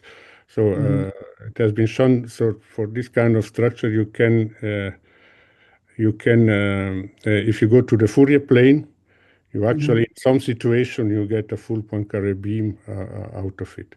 So here what I showed you is actually this sharp plane where the structure is sharp, and there usually you just have the equator of the Poincare sphere. But then you go out as far as you propagate, so you will kind of diffuse out of the equator with of course you have less sharp. And what is interesting here that you can actually separate regions where you have linear polarization, some other where you have circular polarization and elliptical and so on. So you have like some domains kind of regime. Yeah. Okay, thank you. So any other questions? If there's no question, okay, thank you again, Germano. So you can close your slides, and then we can go to next speaker and stop the sharing. Yeah, okay, thank you. So our next speaker is Dr. Veronika, I think it's Veronika Batianova. Yes, I'm here. I'm ready to please, present. Please share your slides. Yeah, so just 1 second. Doctor from Carranza Kharkiv National University. So I will not just repeat your title, so you can start your lecture. Okay. Okay, yes, hello everyone. Thank you for the opportunity to participate in this conference. This year I have graduated from the Kharkiv National University, and we will talk about spin-directional coupling in hyperbolic shear metasurfaces. Metasurfaces have been introduced today, so we had a very nice talk about metasurfaces. But let's still start with a small reminder, small definition, so it will be easier to work for us. So we know that metasurfaces are two-dimensional arrays of sub-wavelength resonators. And we can use metasurfaces to control the propagation and other characteristics, for example, polarization of surface electromagnetic waves. Metasurfaces can be produced using different materials, for example, metallic or dielectric, and their units can have different designs, different geometries. And in this work, we consider a special type of metasurface, which is called a shear metasurface. This type of metasurface was first introduced in a work by the group of Andrea Alou. So, the unit cell of such a metasurface can be considered as a set of two metallic resonators. One of them is aligned along the x-axis and has an effective surface conductivity sigma 1. Also, we have a second different metallic resonator, which is rotated at some angle theta with respect to the x-axis. Here on the right side of the slide, I have real and imaginary parts of both conductivities, and the peaks on the real parts represent the resonant frequencies of both conductivities. So we have a geometry of our metasurface, and also we have a theoretical conductivity tensor, which describes its properties, describes how our metasurface can control the surface wave. So when we have a conductivity tensor which looks like this, we can combine it with Maxwell equation with boundary conditions for electromagnetic field, and we can derive a dispersion equation, which combines frequency-dependent sigma's conductivities and also all components of the wave vector K. Now we can solve this equation with respect to the wave vector components and plot the isofrequency contour. Isofrequency contour is a curve in the wave vector space that represents the possible propagation directions of a surface wave for a fixed frequency. And the thin black line represents the light circle, which corresponds to the propagation of a plane wave in the isotropic media. So, for orthogonal resonators, when theta is equal to 90 degrees, we have a hyperbolic contour, which looks like this.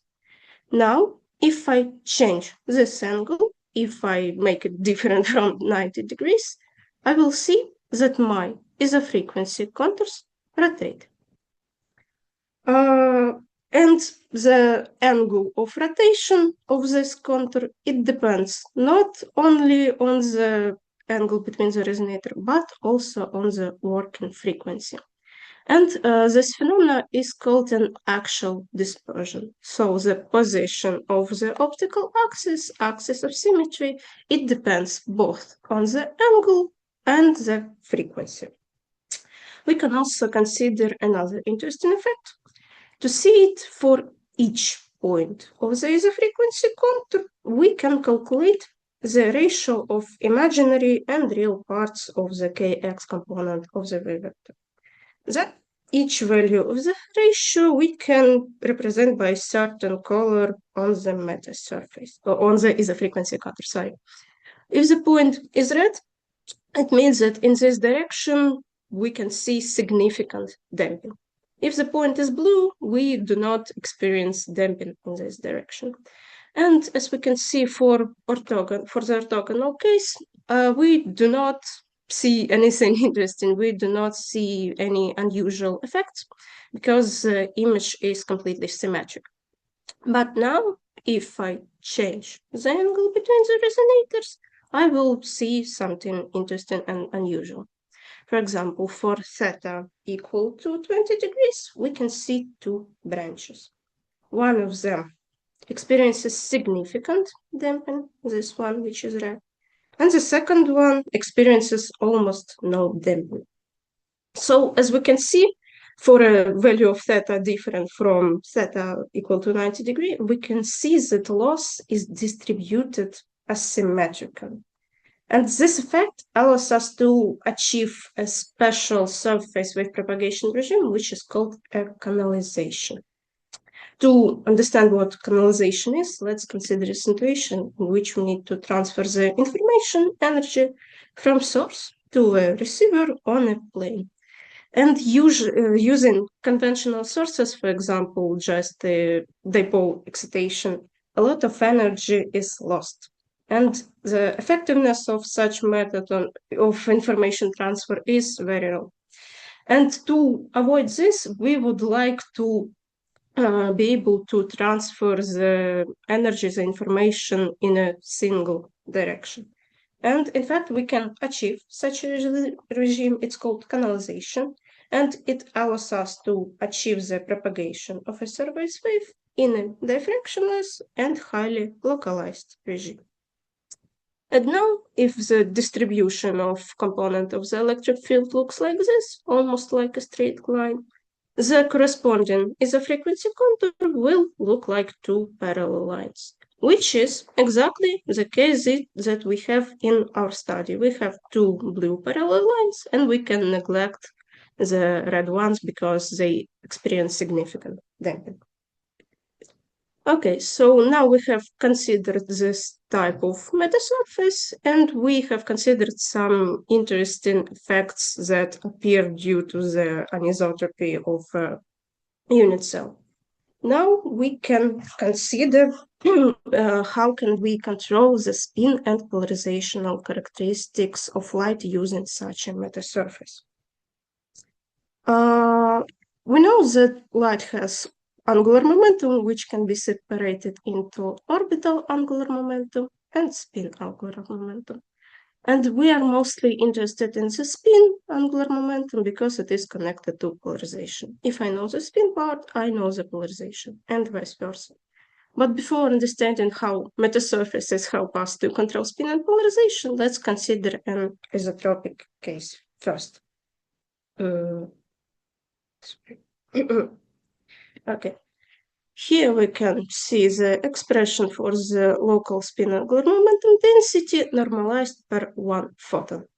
And using this expression, we can consider cases that we can have in the isotropic medium.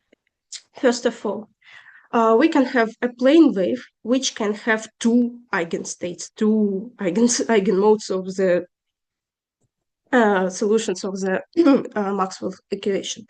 So we can have plane wave with either left or right circle polarization. And using this expression, we will see that in this case, we can only achieve two possible states of this S vector. We can have either S vector that is that is collinear with the direction of propagation or directed in the opposite direction. So in this case, we can only have the transverse component of the, longitudinal component of the orbital angular momentum density. Another case that we can have is a surface wave, evanescent surface wave that propagates along the interface of metal and the dielectric. In this case, we can have a linear polarization, either TM or TE. And in this case, the S vector will be always orthogonal to the direction of propagation of surface electromagnetic wave. So we see that in the isotropic media, we can only achieve two possible states, when we only have the longitudinal component of the S vector or only the transverse component of the S vector. In papers, this phenomena is called spin momentum locking or robust spin-directional coupling because we have a strict connection between S vector in the direction of propagation. But for nanophotonic applications, we need to be able to consider to control the polarization and spin characteristics of surface wave continuously. And to achieve this, we will use a metasurface. Here we can see the finalized expressions that help us to calculate the spin local angular momentum density. Here M is so-called polarization parameter. It is known because we know all components of the sigma tensor. And now on this isofrequency contour, color represents the ratio of the longitudinal component of this vector to its length, to its absolute value. And now, if the point is red or blue, This case corresponds to the circular polarization when we only have the longitudinal component of this vector. If the point is green, it means that we have no longitudinal component and all spin is transverse, which is exactly the case that corresponds to the linear polarization for a surface wave. So, as we can see, when we use a metasurface, now we can observe an evolution of polarization states, starting from the circular near the light circle through elliptical to linear. And here I have a nice visualization that shows how this image changes for all possible values of angle theta between the resonators. And we can clearly see the actual dispersion. So when I change the angle with a fixed frequency, the frequency contours rotate. Also, we can consider the evolution of angle between the spin angular momentum and the direction of propagation of a surface wave. We will call this angle beta. And the azimuthal angle defines the direction of propagation of surface wave. Here we can see that alpha ranges from 0 to 2 pi. And now we can see an interesting plot. Here I plot the function of angle beta. Here I plot the angle beta as a function of alpha.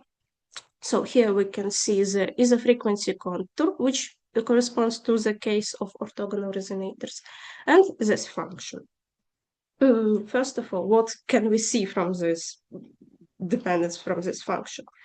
We have gray zones, which correspond to the ranges of alpha angle, for which the propagation of a surface wave is not possible because we simply do not have any solutions for the dispersion equation. For example, let's consider a first region. So in those directions, for those values of angle alpha, we do not see any points because we do not have any solutions. So we have a blank space here.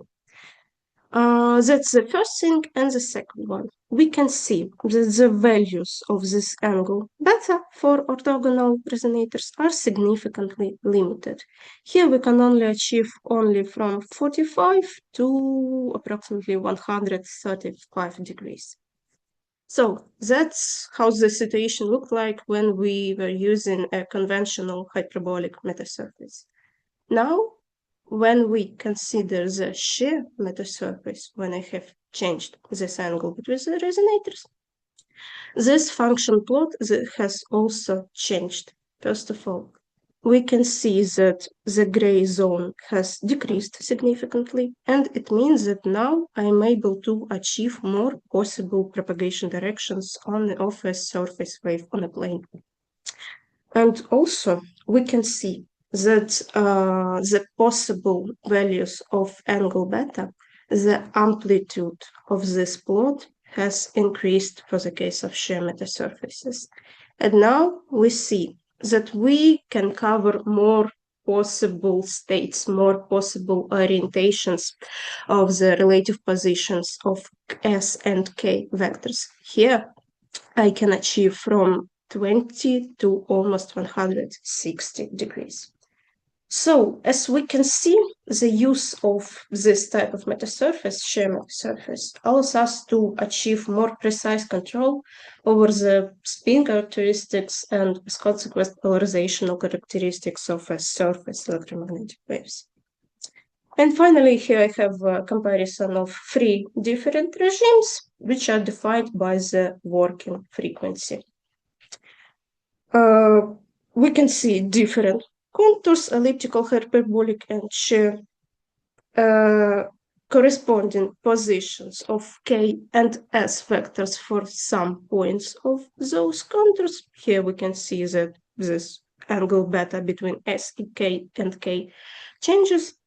And finally, I have some functions of angle beta as a function of angle alpha, which defines the propagation directions. So that's all for today from me. So today we have considered a special type of metasurface which allows us to achieve an axial dispersion, so we can rotate the frequency contour, we can achieve the canalization regime, and we can improve control on propagational and polarizational characteristics of surface wave. Thank you for your attention. Thanks for the nice talk. So now it's also the question time. So any question from the audience? Okay, I have one question. So do you have some experiment result? At the moment, no, this one is purely a theoretical result. So it's only theoretical simulation. Sorry? So now you're present only the theoretical analysis. Yes, and at the also moment, yes. This is a preliminary result. So at the moment, we have what's the nice theoretical, difficulty? but we do not have. Oh, sorry. Yeah, we do not have any simulations right now. So what's the difficulty for experiment?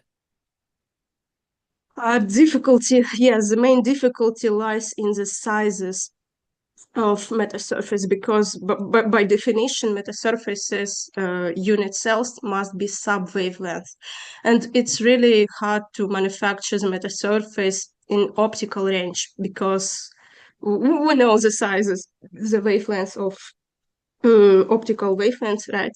And if we need to make a metasurface which needs to have sub-wavelength particles, they're really, really small. And it's really hard to manufacture them. It's much easier to manufacture them in the microwave diapason, and I believe that's the next part in our work. I'm working on this right now. Okay, thank you. So if there's no other questions, also thank you again. And yeah, so you can stop the sharing, and we can move to next speaker. Thank you. So our next speaker is Professor Leonid Muravsky. So he's from Karpenko Physical Mechanical Institute of the National Academy of Science of Ukraine. So yeah, so the professor already shared the slides. So now you can begin your lecture. Thank you. Good afternoon to the participant of this well-known and famous conference correlation optics. Our report is devoted to development of the optical-acoustic method for identification of the bonding defect in carbon fiber reinforced polymer concrete adhesive joints. Pultruded carbon fiber polymer adhesive polymer tapes are widely used to strengthen various building structures, including concrete structural elements. The carbon polymer tape bonded onto concrete structure to increase its load is bonded into concrete structure to increase its loading bearing capacity and resistance. However, interfacial defects, in particular the bonds, can occur between the carbon polymer tape and the concrete element during the manufacture of the carbon polymer concrete adhesive joint or its operation in natural conditions.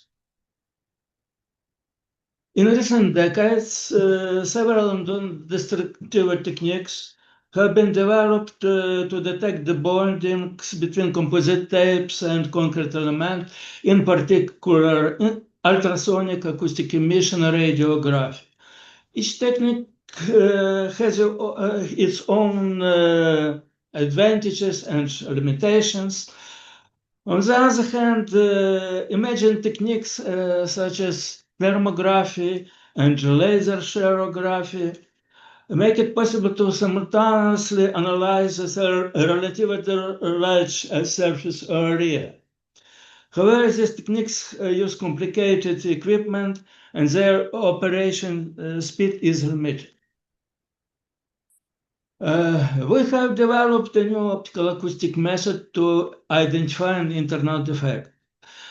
This method is based on formation of dynamic speckle patterns of the excited surface area of the composite plate of tape using the optical acoustic system, and extraction of a region of interest located directly above the defect within the studied surface area. Our dimensions correspond to dimensions of the defects. The region of interest can be considered as a thin clamped plate or membrane. The sequences of dynamic speckle patterns are produced synchronously with oscillation of the region of interest that is excited by harmonic elastic waves, and an optical spatial response from the region of interest is extracted after digital processing of the dynamic speckle pattern sequences. Only the laser speckle patterns of the surface are used to detect the bonding in carbon polymer concrete adhesive joints. Therefore, the optical acoustic system implementing this optical acoustic method is simpler than interferometric system,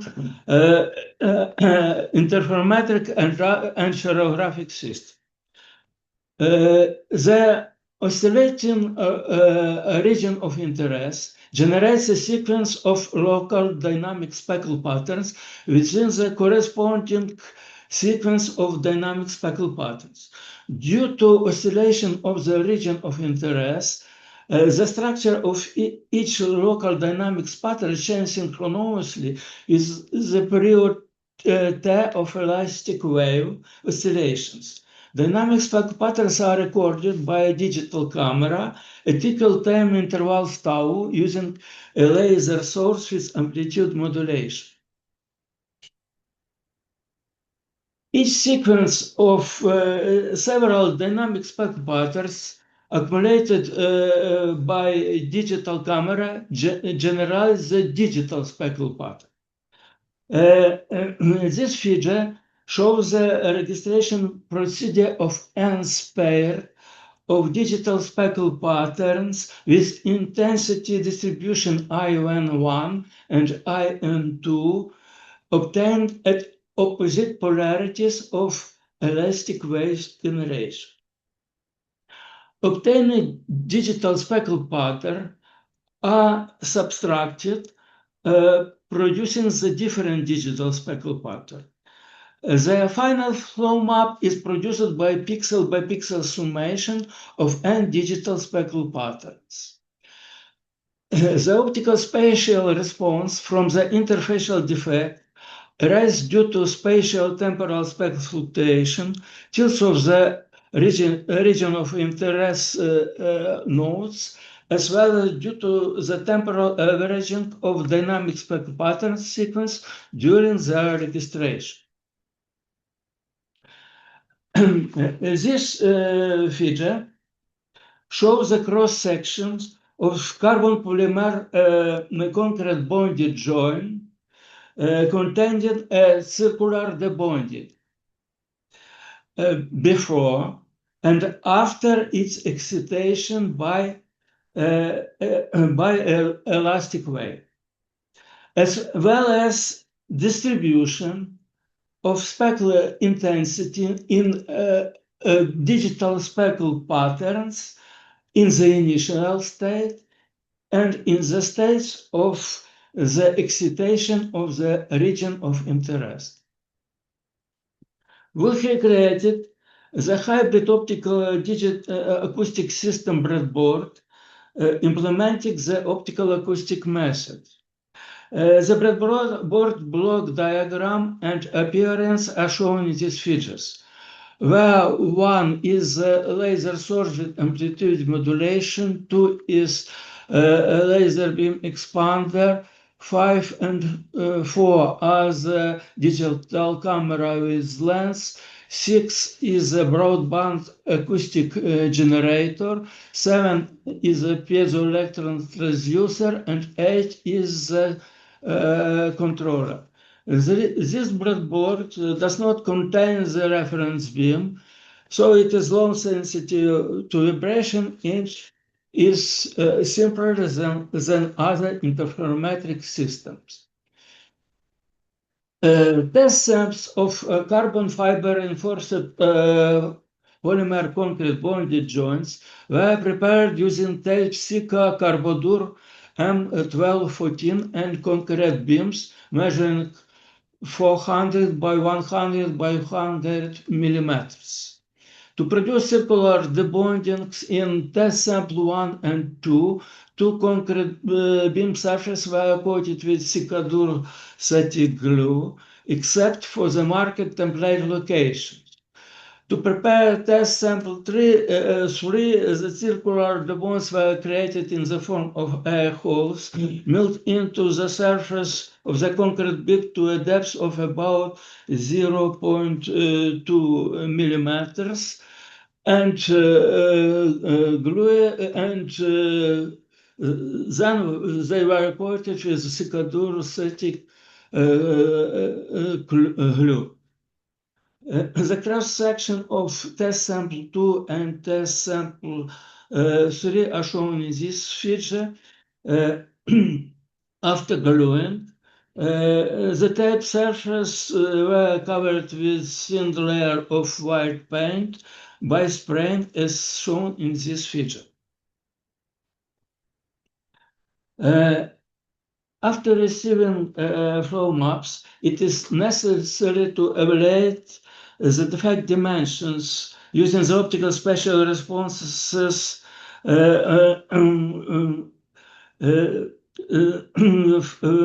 dimensions and the resonance frequencies obtained during the experiments. To compare the experimental fundamental resonance frequencies F01 for circular interfacial defects of arbitrary radii A with theoretical ones, we need to know the mechanical properties of carbon polymer tape. The pultruded carbon polymer tape Sika Carbodur M1214, which is used in adhesive joint, have a rectangular orthotropy. Therefore, to calculate the theoretical fundamental frequency, we suggest to use the Rayleigh equation frequency given by this equation, where H is the thickness of the carbon polymer tape, ρ is material density, D1, D2, and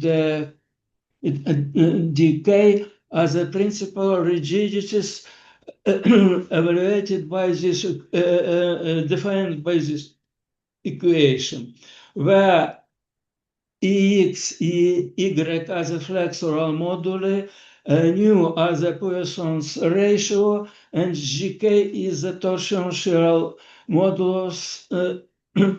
Substitution equation 2 in equation 1, we obtain the equation for calculating the fundamental resonance frequency on the radio on a radius A of circular internal defect. This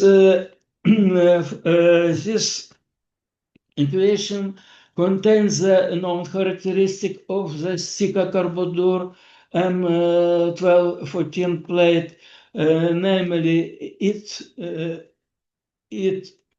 thickness equal 1.4 millimeters, the material density and Poisson ratio along its direction.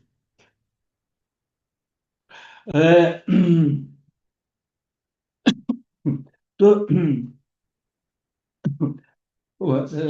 sorry. The flexural moduli Ex, Ey of the tape were determined according to the international standard ASTM 790. With this standard, a series of test specimens of this material with a width of 12.7 millimeters were cut out using this 3-point bending scheme, and fractal moduli were calculated by using this equation, where designation are indicated in this figure.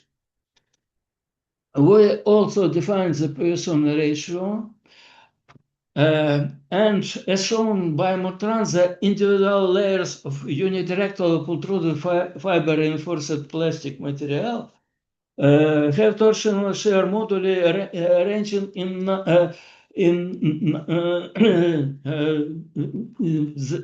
which are in very narrow range from 3.5 to 4.8 gigapascal. Such a narrow range of change in the torsional shear modulus does not affect the theoretical dependencies on of fundamental resonant frequency on the radius A of defect, and in figure 9 we see only one theoretical dependencies. A recording of optical spatial responses from the interfacial circular defects at their fundamental resonant frequencies was performed in test sample 1, 2, and 3 using the optical-acoustic system breadboard. To obtain the optical spatial response, a digital speckle pattern containing information about the same defect were acquired with them to generate the different digital speckle pattern, and it is necessary to form the flow maps according to this equation. The optical spatial responses in final flow maps obtained from the circular defects in test sample 1 are shown in this figure. The optical spatial responses obtained from flow maps from subsurface defect in test sample 1 and test sample 3 are shown in figure 11 and 12 respectively.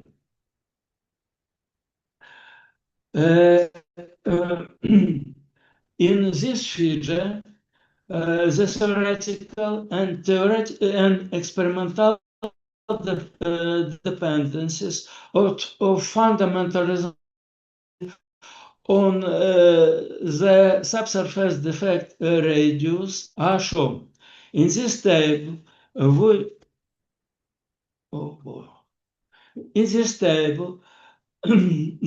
present the results of theoretical calculation and experimental definition of resonant frequencies of the bonds, and the difference between the actual size, the defect, and the size of the optical responses can be explained by imperfection in fabrication of subsurface defects. Another important factor is related to very small tilts of the region of interest at the clamped edges. As such tilts, the correlation between each part of digital fluid patterns is low, and the optical response near the clamped edges does not evident.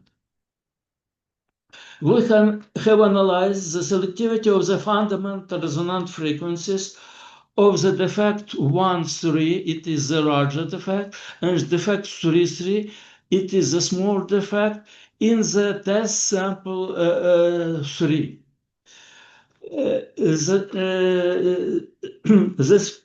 The spatial responses from the smaller defect in the close frequency range are shown in this figure. In this figure, the dependencies in this figure show that frequency range for the larger defect 1,3 is approximately 2 times narrower than the range for the smaller defect number 3,3. The obtained dependencies indicate the sufficiency high frequency selectivity of the alarm. Conclusions. The obtained theoretical and experimental results indicates the effectiveness of the optical-acoustic method to identify the interfacial defects in carbon polymer concrete bonded joints and determine their dimension. Developed optical-acoustic system breadboard can be considered as the basis for creation high-speed optical-acoustic devices capable to control such joints in natural conditions. Thank you for attention. Thanks for the lecture. I think it's quite useful for applications. So is there any questions?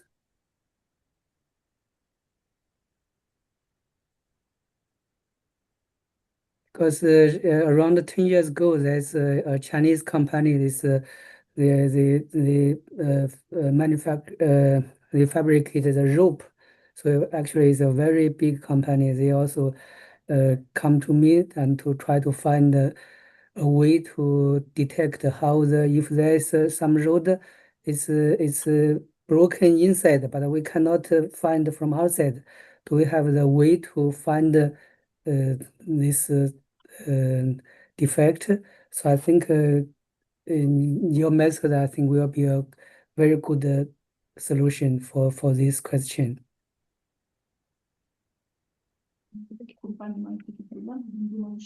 Oh, yeah. Yes. Thank you. We cooperate with company Sika Ukraine, which is a branch of the international company Sika. This company is created different carbon polymer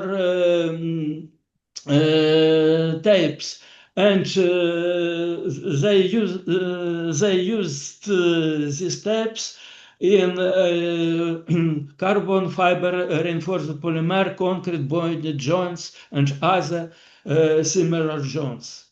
Therefore, we try to develop on basis of this breadboard the real system which can to detect the subsurface defect in a real condition. Thank you. Okay, thank you. Any other questions?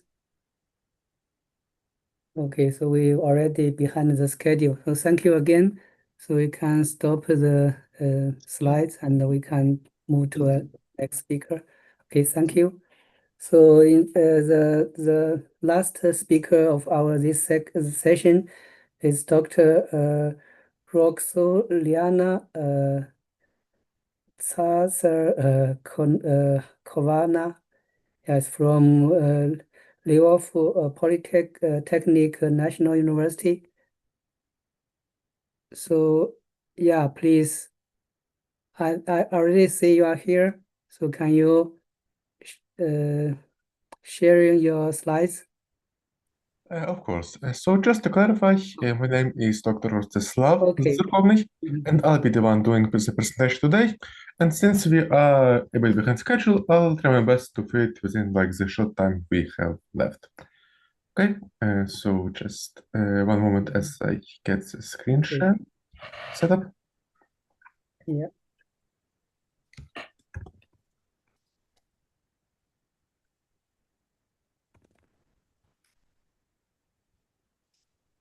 Okay, just going to reconnect because to enable the system permissions for the screen share.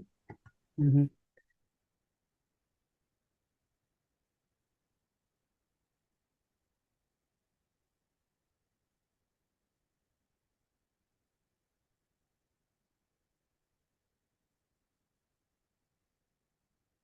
We just wait a while. 1 minute, please.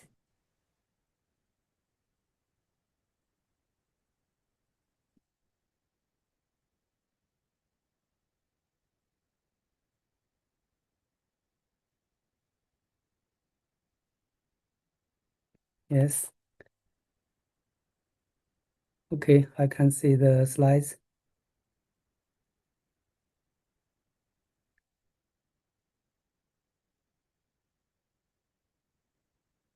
please turn on your audio. So I think Of course, yeah. it should be working now. Okay. Okay. Yeah, now you can begin. Yeah. Okay. So our first talk, because we actually have two planned for today, is about our work on a color fading simulation in the context of packaging and specifically food packaging, which we have developed using a computer vision approach. So the general idea of this work is as follows. Let me first present the summary of my talk. I'll first talk a bit about what is color fading and why it even matters for packaging. And then I'll basically repeat the structure of our talk in our paper in general, which is to start with history and related work, explain the methodology which we are using to create a computer vision pipeline, then overall our system, and show some results and conclusions, including results on real-world Ukrainian packaging. So, the general idea behind our work is that in today's competitive retail industry, product packaging plays a critical role in attracting consumer attention and showcasing brand identity. But there is one particularly overlooked factor in it, which is that design efforts often focus on aesthetics under perfect condition. So like what you would see, it's some kind of a software like Photoshop and similar. But in reality, packaging often degrades in real-world settings, like, at a point of sale in a supermarket, for example. It's kind of degrade after it's been exposed to light, heat, and humidity. And this is actually a significant concern, because research had shown that even superficial packaging damage actually triggers serious concerns in consumers, especially when it comes to food. Because the general idea, and it's not entirely incorrect, is that when food packaging is damaged, then the food inside it may also be damaged in some way, and so the customer is way less likely to make a purchase. It's particularly relevant for reusable packaging, where materials may have to withstand multiple product life cycles. And the thing about customers is, even if they're excited about buying ecological packaging, they still have the sensitivity which I have just mentioned, so the sensitivity to contamination concerns, and they're more concerned about potential flaws in the packaging. So for manufacturers and designers, predicting these visual changes is rather challenging, but we propose a lightweight computer vision solution which simulates color fading in packaging designs. Essentially, by using material degradation models and spectral color data, it becomes possible to predict and visualize how a packaging design will appear after a certain amount of weeks or months on display.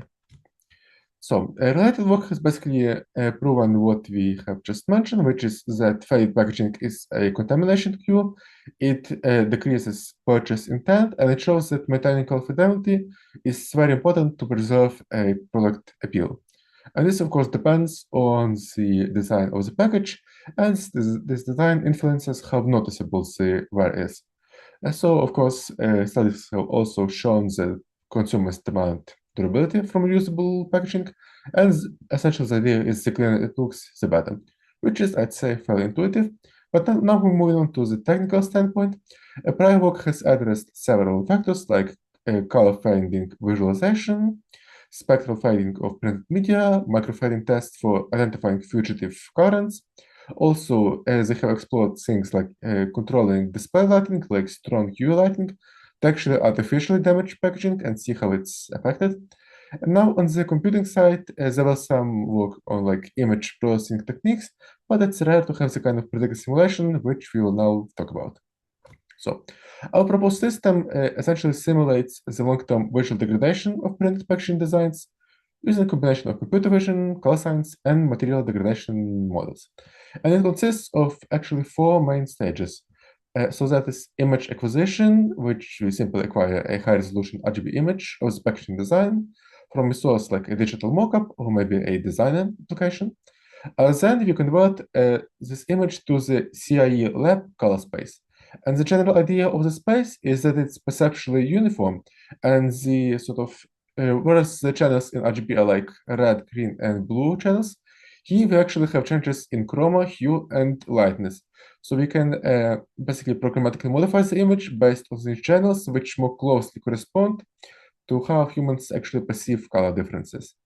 And now color fading and hue shifts are simulated using parametric models, which have the parameters include a slack exposure time and environmental conditions. So essentially in this CIE lab space, we gradually degrade or sort of fade the A star and B star channels, which represents the green-red and blue-yellow colors respectively.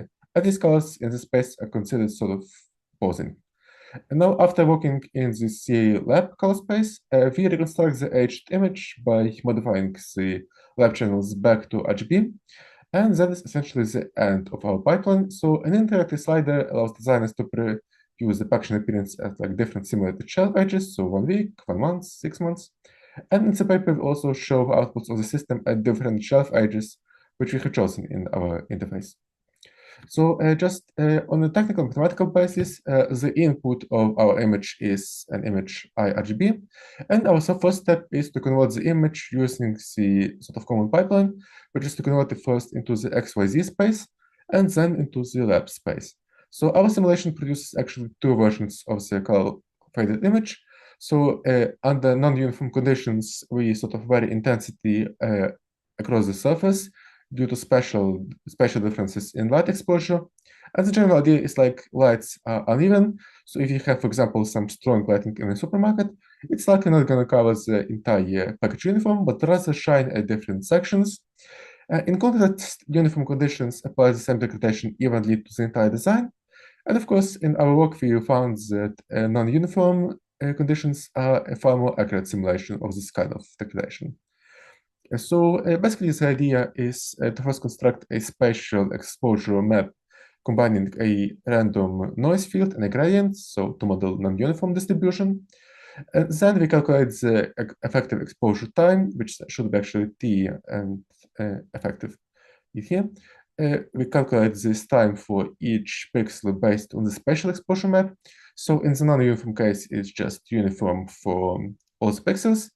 And essentially, if we go for the non-uniform approach, we use this exposure map to further calculate it. Then we modify it as an exponential chrome decay, and we use this hue drift to recompose the channels A star and B star, which I have mentioned are the channels corresponding to different types of colors, and also increase lightness with a set rate. So the output of our system is an aged image in the lab space. And we first created it using this conversion, so RGB to lab, and now we reconstruct back into RGB. So the system is vectorizable, and it runs actually in real time on a standard GPU or even a CPU, because it's not particularly computational intensive, so no extra hardware is necessary. Just one technical note before moving on. The libraries we have used is OpenCV in Python for core image processing, and NumPy for vectorized operations like pixelized transformations, these ones. And then Matplotlib and PyQt was used just for visualization and like a simple interactive slide interface. And so the general outputs of our system are as follows. So here you can see the output of the system at 0 months. So the baseline image, we used basically a candy popular in Ukraine. And then here is how it looks at 6 months. So maybe it's not visible over Zoom because of the compression, but basically outputs at 1 week, 1 month, and 6 months show fairly consistent fading. And the non-uniform model actually presents this sort of patchy and inconsistent shelf wear. In our case, this is good because it more accurately allows us to model basically fading as it happened in a real supermarket. And as I mentioned, the runtime for the system is less than 1 second or even half a second per time step, which is more than suitable for our needs. So this can run even in real time. So we can have, for example, an adjustable slider interface, which sort of lets us adjust between these different faded stages interactively. And this is basically sufficient for a approach like this, where a designer puts in the package and takes a look at how the colors are affected and maybe reconsiders the color choices in case the color fading proves too unattractive over time. So just as a summary, we built a lightweight Python tool, or rather a computer vision pipeline, for this package and color fade simulation. And as for the future steps, we want to extend it to like mechanical wares, such as simulating scratches, for example. and validating the model across a different range of materials and different printing technologies. So, looks like I managed to fit in the short time we had. So, any questions?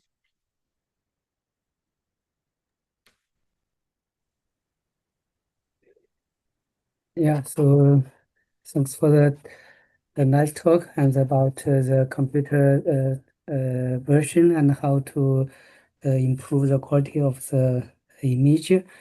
And any question from the audience?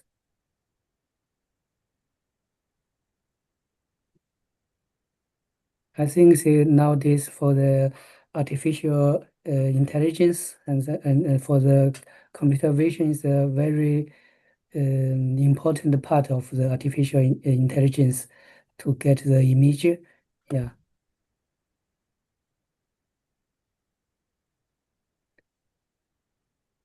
So any question? No, if there's no question, so let us thanks all the 4 speakers this session, and thank you for the nice talk and to sharing your work. Okay, I Thank think you very much. Yes, thank you. Thank you, Professor Xinzheng. That's so nice management of this session. Thus, we have lunch and we continue at 2:20 Kiev time p.m. With the next plenary session, and the chairman will be Professor Wei Wang and Tim Lee. But the next session will have another link. Please take it into consideration. See you at 2:20. Thank you. Okay, bye.